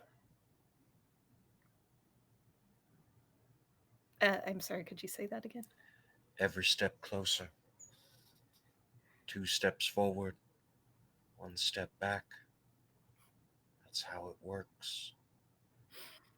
Hmm. If you say so. You know, it is somewhat amusing seeing you constantly struggling and fighting to reclaim the title you never deserved. But it's also in some ways to keep having to watch and see what you're going to do next. Or perhaps tiring isn't the wrong word. Embarrassing?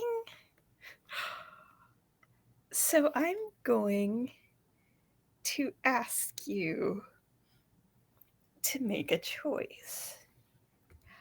I know what you need, and I know what you want. So, which of them is more important to you?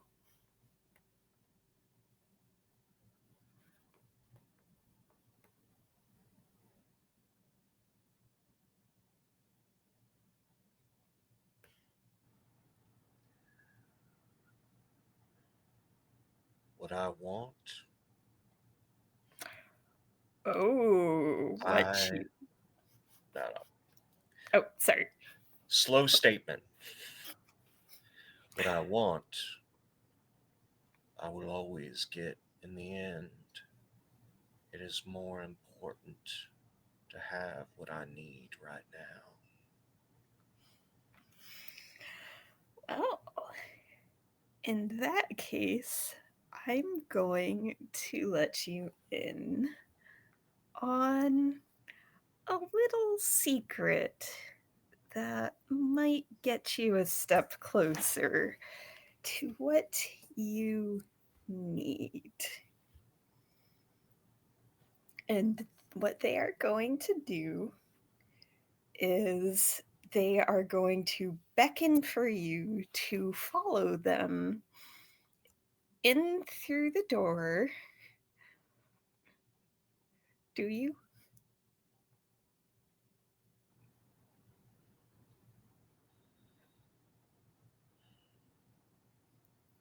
Going back in my experiences with the darkness. Oh, this isn't the darkness. Oh, This it is isn't. death. This is the death who dethroned you. Oh, yes. Yeah, sorry. Okay. I'm guessing some of that will make a little more sense now. Yes.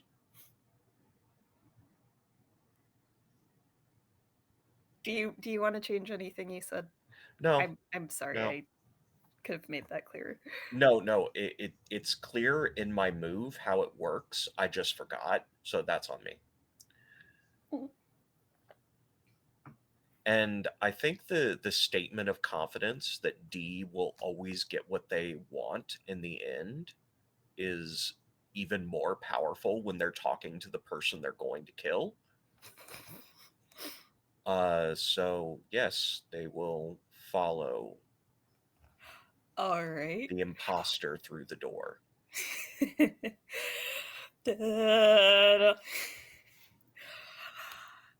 They are going to lead you to what almost looks like a twisted armory.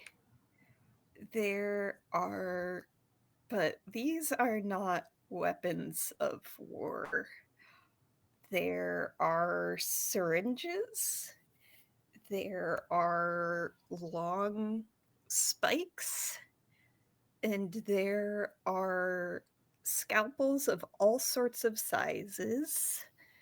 In other words, this room is full of implements that are normally used for medical procedures and for autopsies. And almost all of them, you can see the traces of blood on. Not visibly. Visibly, all of these are clean. What you're seeing is the residue of the last drops of lifeblood of the people and monsters these implements killed. And the death who is speaking to you will lead you to one of these implements. It is a very oversized, almost looks like a fish knife. So, like the kind that if you caught a fish, you would use to, yeah. You know, that division you've worked with, very powerful allies, and certainly have prevented the end of the world many times, but not everyone in this place is particularly ethical. And they have sent plenty of souls my way. For instance, a certain aquatic monster who could have told you more about the Kraken. Now, the thing is, I said that their soul was sent my way, but unfortunately, he did not arrive. I can tell you, though, what he knew because you have little time to waste. Or you can try and figure it out on your own and lose the opportunity to get what you want.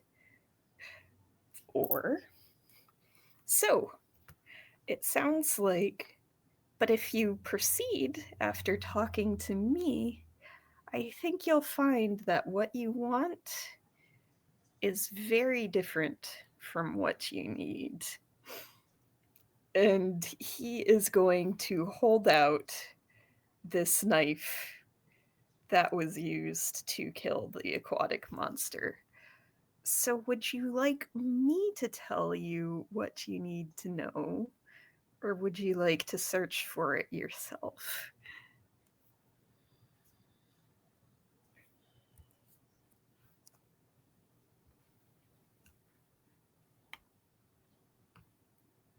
Keep talking. So, you want me to tell you? I'll let you do the legwork for me. I ain't got any problem with that. Alrighty then. What you need to know is that in this facility, they learned how to stop many sorts of harbingers by studying harbingers and monsters who were not harbingers. And they were also studying the door. And their experiments brought ruin down upon themselves.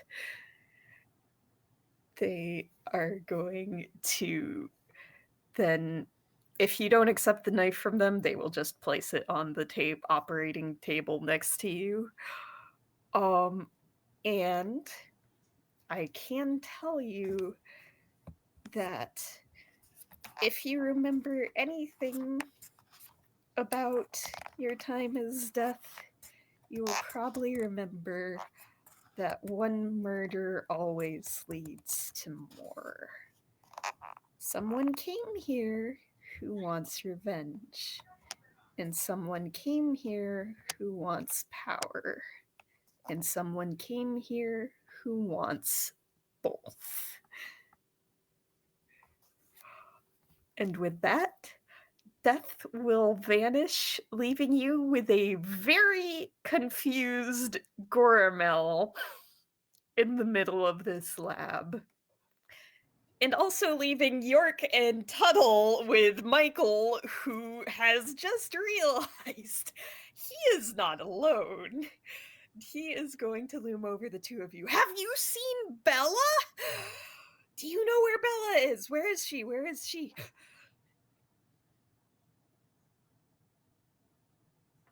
I think I don't know if York has something that they want to do.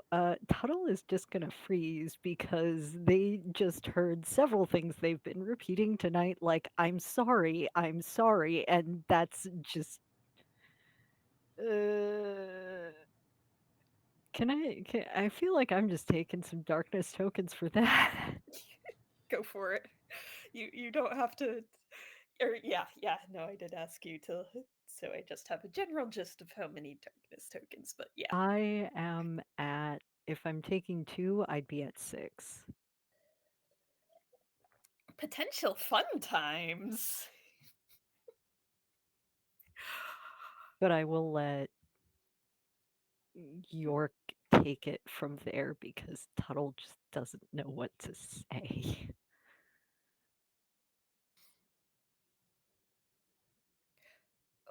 Okay, Alice, I see your lips moving, but Sorry, I had muted to cough and didn't realize I didn't turn my mic back on. But York would look up at this creature pretty placidly. I'm not sure what you expect to find, but there's nothing living in this building, apparently.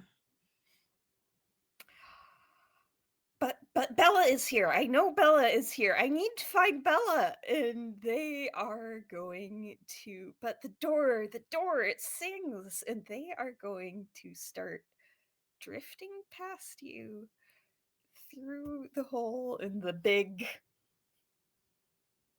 metal door breached Is that towards me?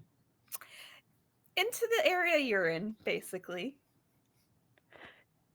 And Hermes would probably react as Michael is now starting to draw closer to you. Tuttle looks over at York, going like, "We should follow, right?"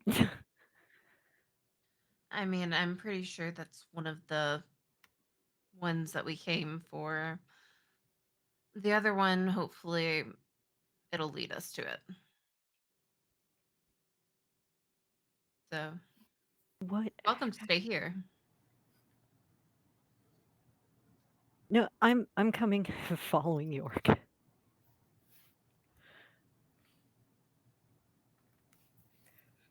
All right, so the two of you are following Michael as Michael starts to go faster and faster through this poorly lit, dusty area with overturned equipment and filing cabinets and just one flickering bulb up in the ceiling.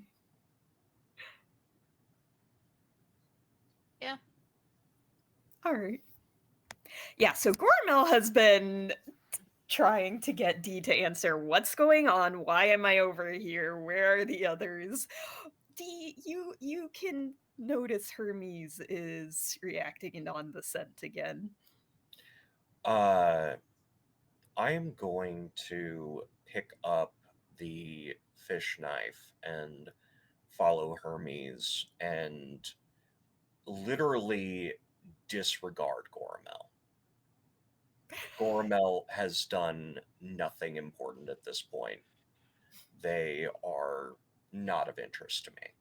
If they follow, they follow. Yeah, Gormel is definitely going to follow, still asking a couple questions, but they are going to get quieter once they see the other two pretty clearly still alive and well, and also Michael once again. Now, at this point, I do want to step in. We are starting to get close to our 3 hour mark, and you now have 4 keys, which would be a +2 bonus. Yeah, I was thinking that this might be the time, hence the grabbing of the knife. Okay.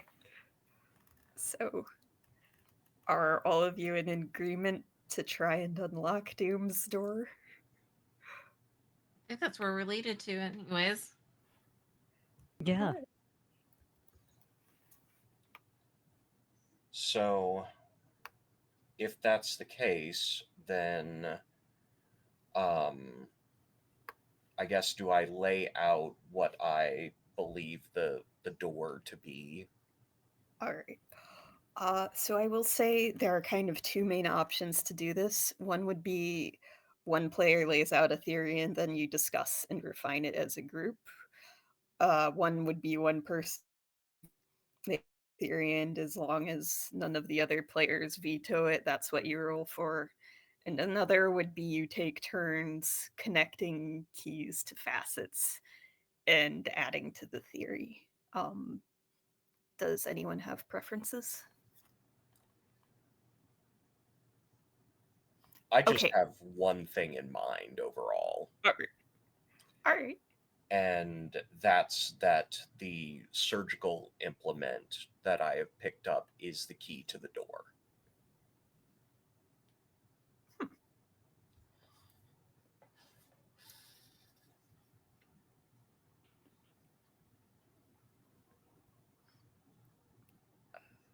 Alice Keldry, do you want to try contributing to this theory, or do you want Sin to keep going? I think that the Harbinger has been feeding information through to Division prior to the abandonment of this base. It wants these chimeras created out of all of these Harbingers, because it in of itself is a chimera looking to pull as many Harbingers in to grow its power.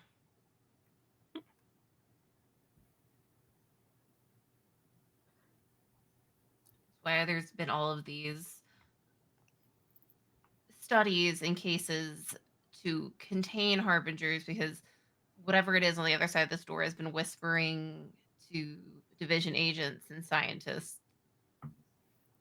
as a way to try and consolidate power as soon as it's ready.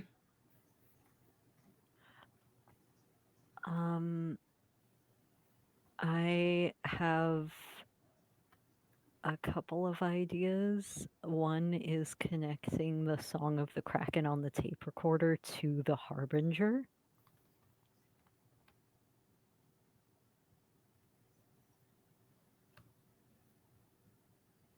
That's If that's okay.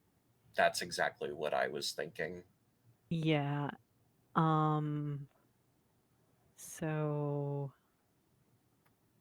and the other one that I think might be interesting, but since this isn't my character, feel free to veto it. Connecting instructions to neutralize York to the abandonment of base 0001.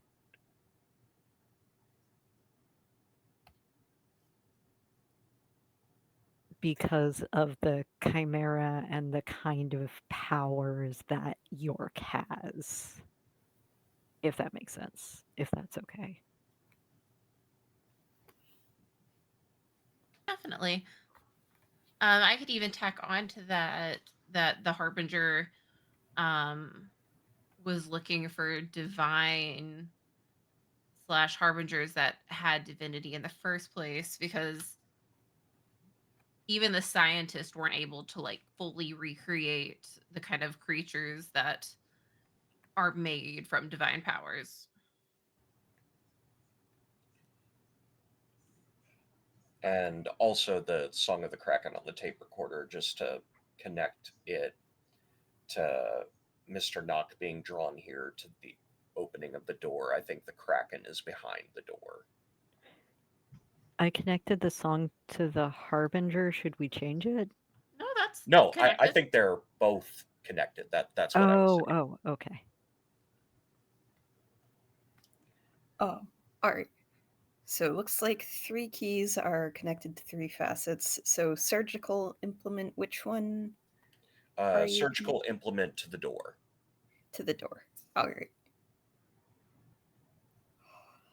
So the theory that you are rolling to determine is true, if I understand it, is basically the Kraken is some behind the door and is luring in monsters and scientists to try to get them to make an army of chimera to aid in its ascension and bringing about the end of the world. And this knife is part of how the Kraken could be released. Am I understanding that? Or in this case, locked away. Or locked away.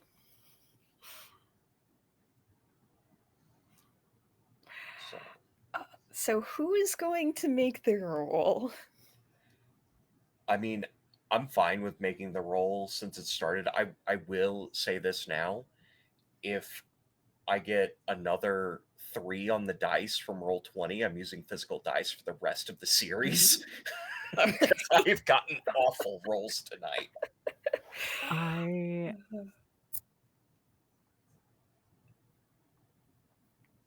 Yeah, go for it. If you want to do that, go for it. Okay.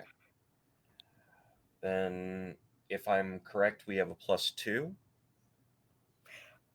Yes, because 4 keys minus a complexity of 2 is 2.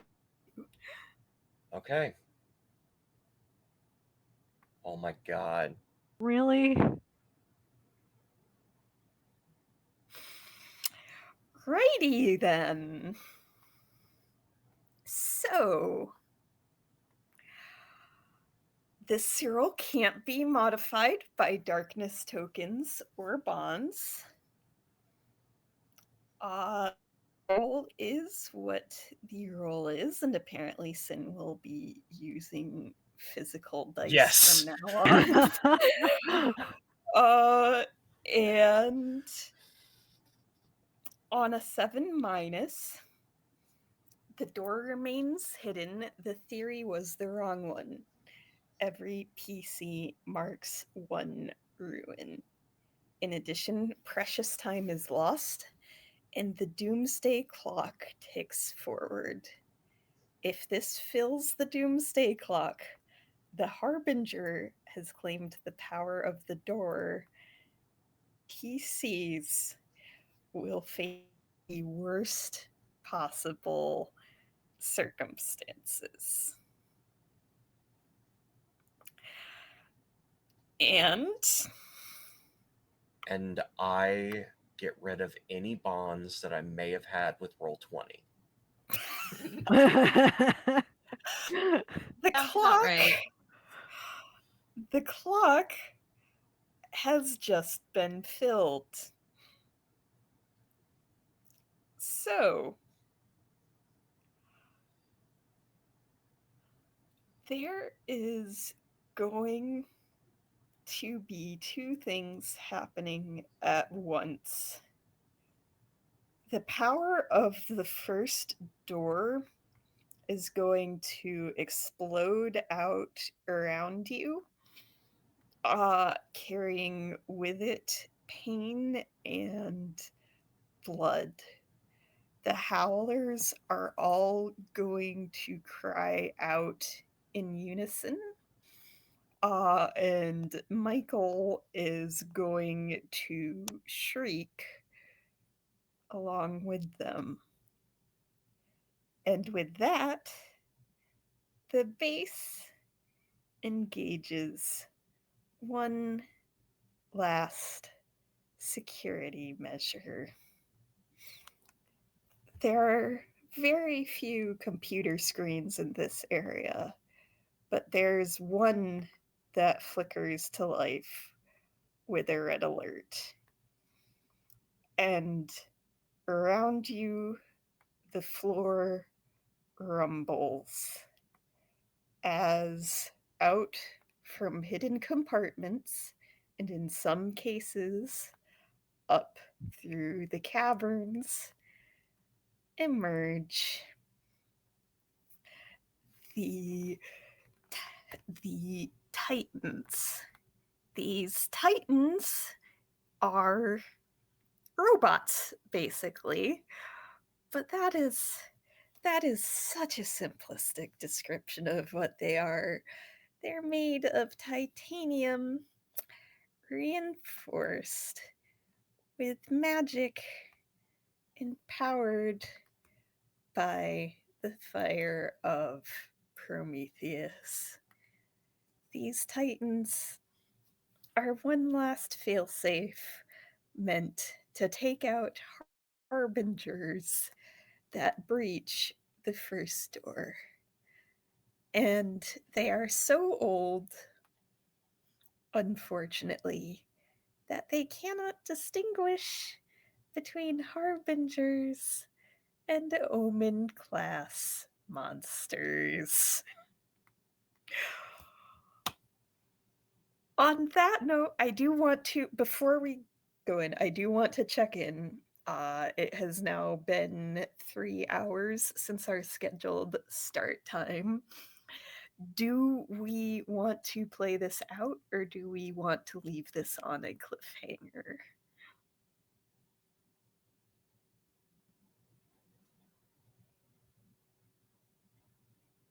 About how long are we looking at to play out? That's the thing. I don't know.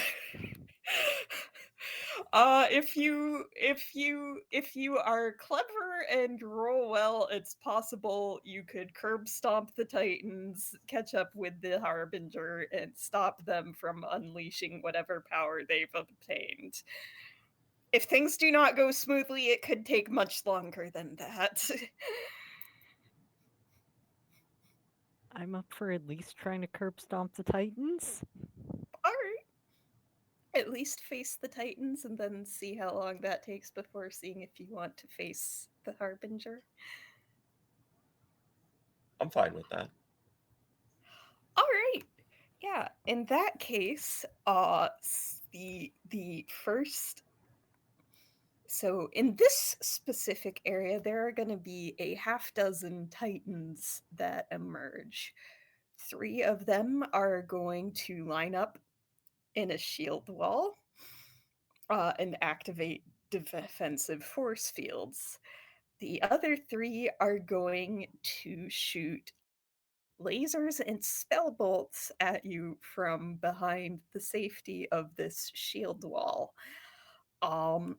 And they, you know what? I think they are going to use the mechanics of power through darkness. So let's just At least state that each Oh, oops. player got 1 ruin from the Doom's Door. Yeah. Did you just hit 5 ruin? Or did anyone just hit 5 No. ruin? Just curious. Oh, No, Okay. I'm at yeah. 2. Then yeah. I'm at 4. I'm at 2. Okay. No, I'm at Okay. 6. I'm at 6 darkness tokens, but I'm at I'm 2 ruin. I'm in 8 Alright. darkness tokens, so Yeah. All right. Anyway, yeah, so with their roll, they just got a perfect hit on power through darkness.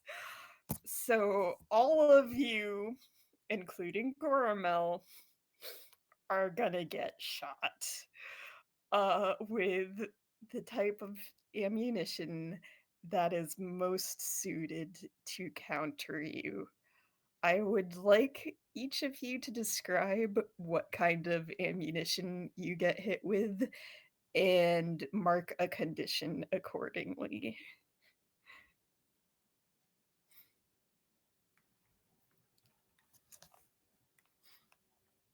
I only have 1 condition left to mark, and I don't know that it makes sense. Wait, you only have 1 left? I have marked 3 conditions. I only have 1 condition I have not marked.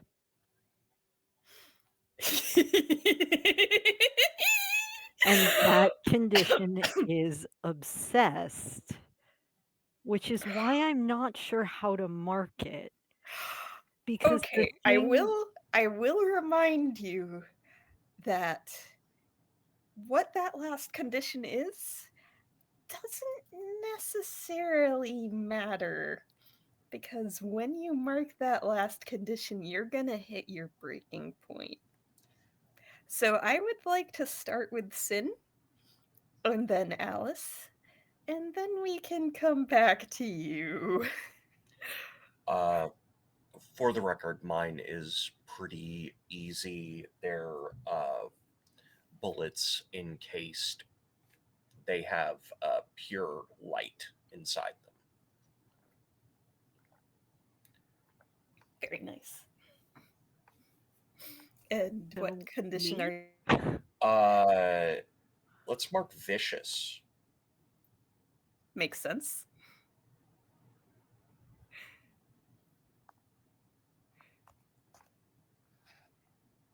Alice, what ammunition are they using against York?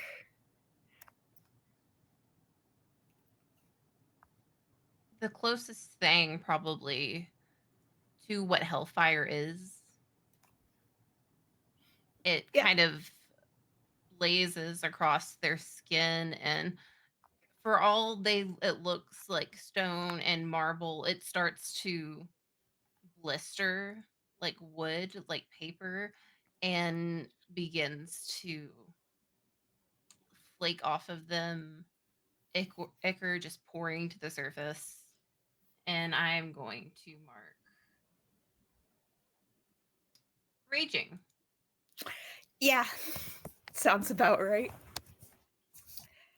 And then Tuttle. What ammunition are they using against you?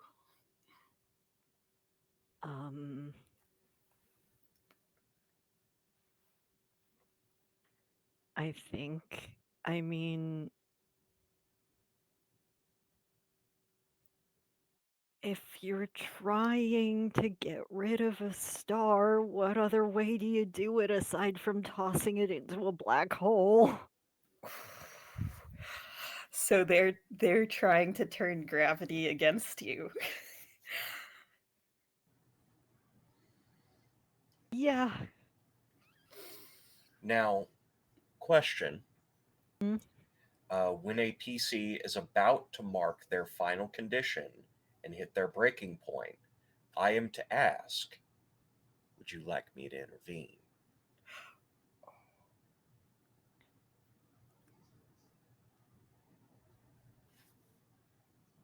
This also, I'm going to say yes, because this also works with my move that I chose at the beginning, I think,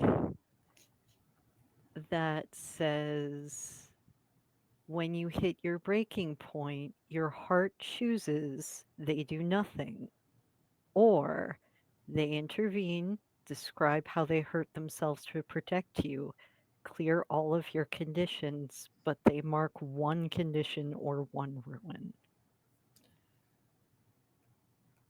I. Hmm.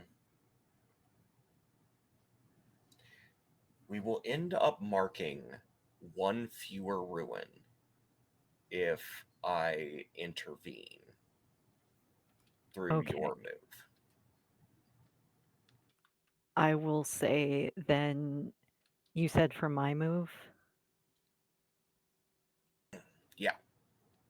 Then yes, that would be my hands around your heart, since Tuttle chose D as their heart at the start of this game. So at that point, it would be D stepping up, tired of the situation. Uh, Maybe the fish knife would have eventually unlocked a door, but at this point, D is going to call on its ability, breaking the key itself, uh, to make sure that Tuttle is not grievously harmed. And I will mark one ruin. Okay.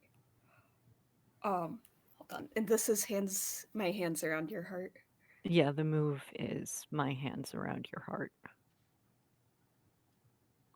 It's the secondary option under when you hit your breaking point. All right. Unless you And want me to do the other one so you never hit the breaking point. That's the only benefit. I don't know if that's mechanically important. yeah, no, this will prevent from reaching air breaking point. So, Well, yeah. I will still hit my breaking point, I think, because it Oh, says when you hit your breaking point. when you hit your okay, hold And on, then let me it's read this they again. intervene and describe how they hurt themselves to protect you. You clear all of your conditions, but they Okay. mark one condition or one ruin. All So right. I So would so the hit first my option though says, breaking. oh, I'm sorry, I didn't mean to interrupt. Well, So when you hit your breaking the point, first you option. have by marking your conditions, but the first option is they do nothing, allowing you to hit your breaking point. But the second one, they intervene, implies that by their intervention, they keep Oh, you okay. from hitting your breaking point. Then yeah, with what Sin described, it would be the second one. All right. So you are sacrificing the fish knife to try to keep M from hitting their breaking point and overloading. So you Yes. are giving up on the power, any power it holds, and the chance it represents. So it is at this point only information rather than power. We could rely on. All right. I'm going to say that the power it held was only the power of any implement that has taken a life. But in the hands of one who used to be death, that is a whole lot of power indeed. I would like you to make two choices from Unleash the Dark the same way you would as if you had rolled a success. Okay. Um,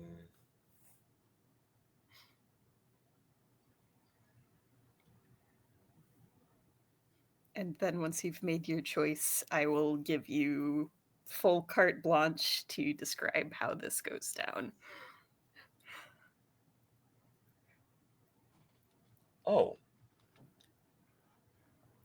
I think that avoid reprisals, harm, or cost.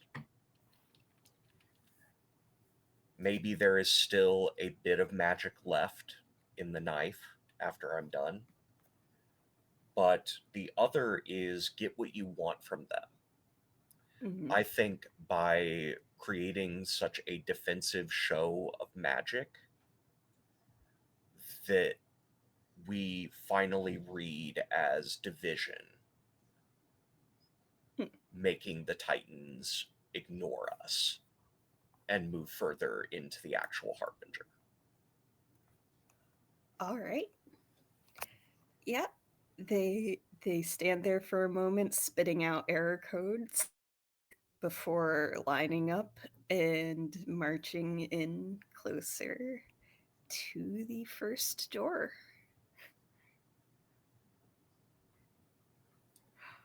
Dee, what did you do? It's not important. We've got a different hound to follow now. Let's go. We don't have much time. All right. And then one more check-in. We feeling try and get the Harbinger, or are we feeling stop for tonight? I kind of need to stop for the night. I'm fine with that. Alright. Yeah. Alright. So this is going to be a cliffhanger then. So there is one more thing that's going to happen before we leave our omens until next time.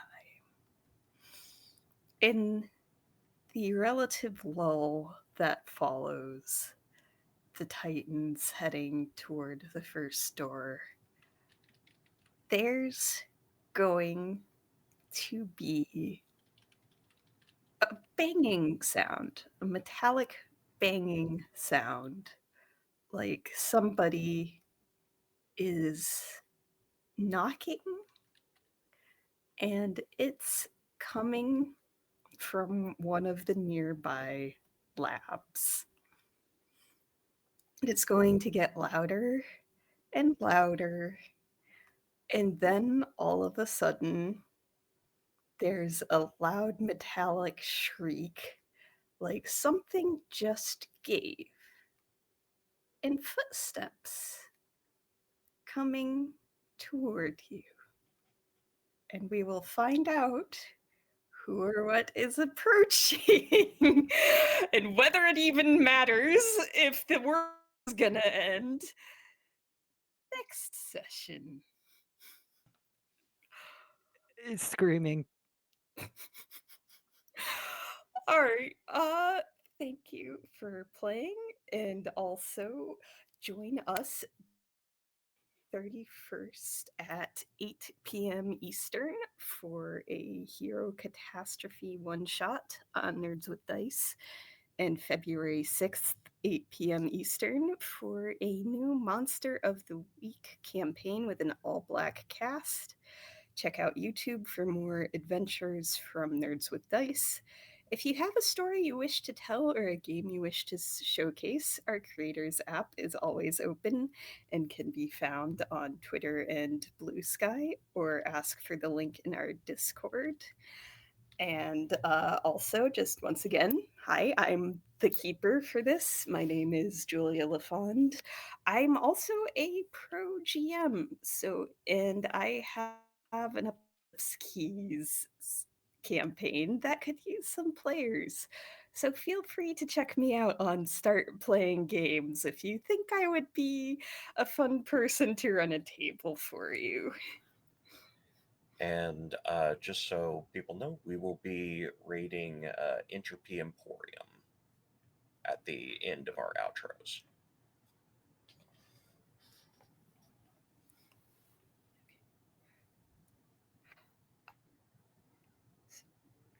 Does anyone else have stuff they want to share with the audience before we log off?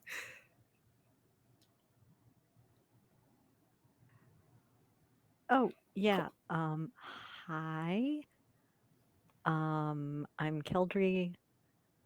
Starless Solid almost everywhere. The wonderful picture I'm using right now for Tuttle is in fact made by Deer and Spotlight, best found on Tumblr, and I just wanted to thank them for letting me use that. And I guess we'll be back on February 2nd. Yes, 6th. Wait, what day are we? Well, The week after next, correct? yeah, February we'll be 2nd. back on the Yes. 2nd. Yes, the week after next for the resolution of the cliffhanger of tonight's session. Well, I have been your Fallen tonight playing York. My name is Alice, she, they pronouns. You can find me everywhere online at Alice Hart or Hellion Hart. Next, you will find me next Wednesday on the second episode of Cottages and Cerberuses over on the Lost Caravan. It's a cute little cozy cottage core game where I'm playing a little mascot named Gidget. They wear a raccoon onesie. Um, Outside of that, my January is a little quiet. Um, if I do appear in anything kind of suddenly, you can definitely find that on my social media. Uh, if not, you can most reliably find me on the actual Play Monster of the Week podcast. Welcome to Reddington, where I am an editor, producer, and player. We are on our winter break right now, but that is a great time to jump in and get caught up before we come back. Sin? Yeah, hi, I am Sin. Uh, Synthetic 20 on Blue Sky, Asynthetic 20 on Twitter if you're still in the dumpster fire.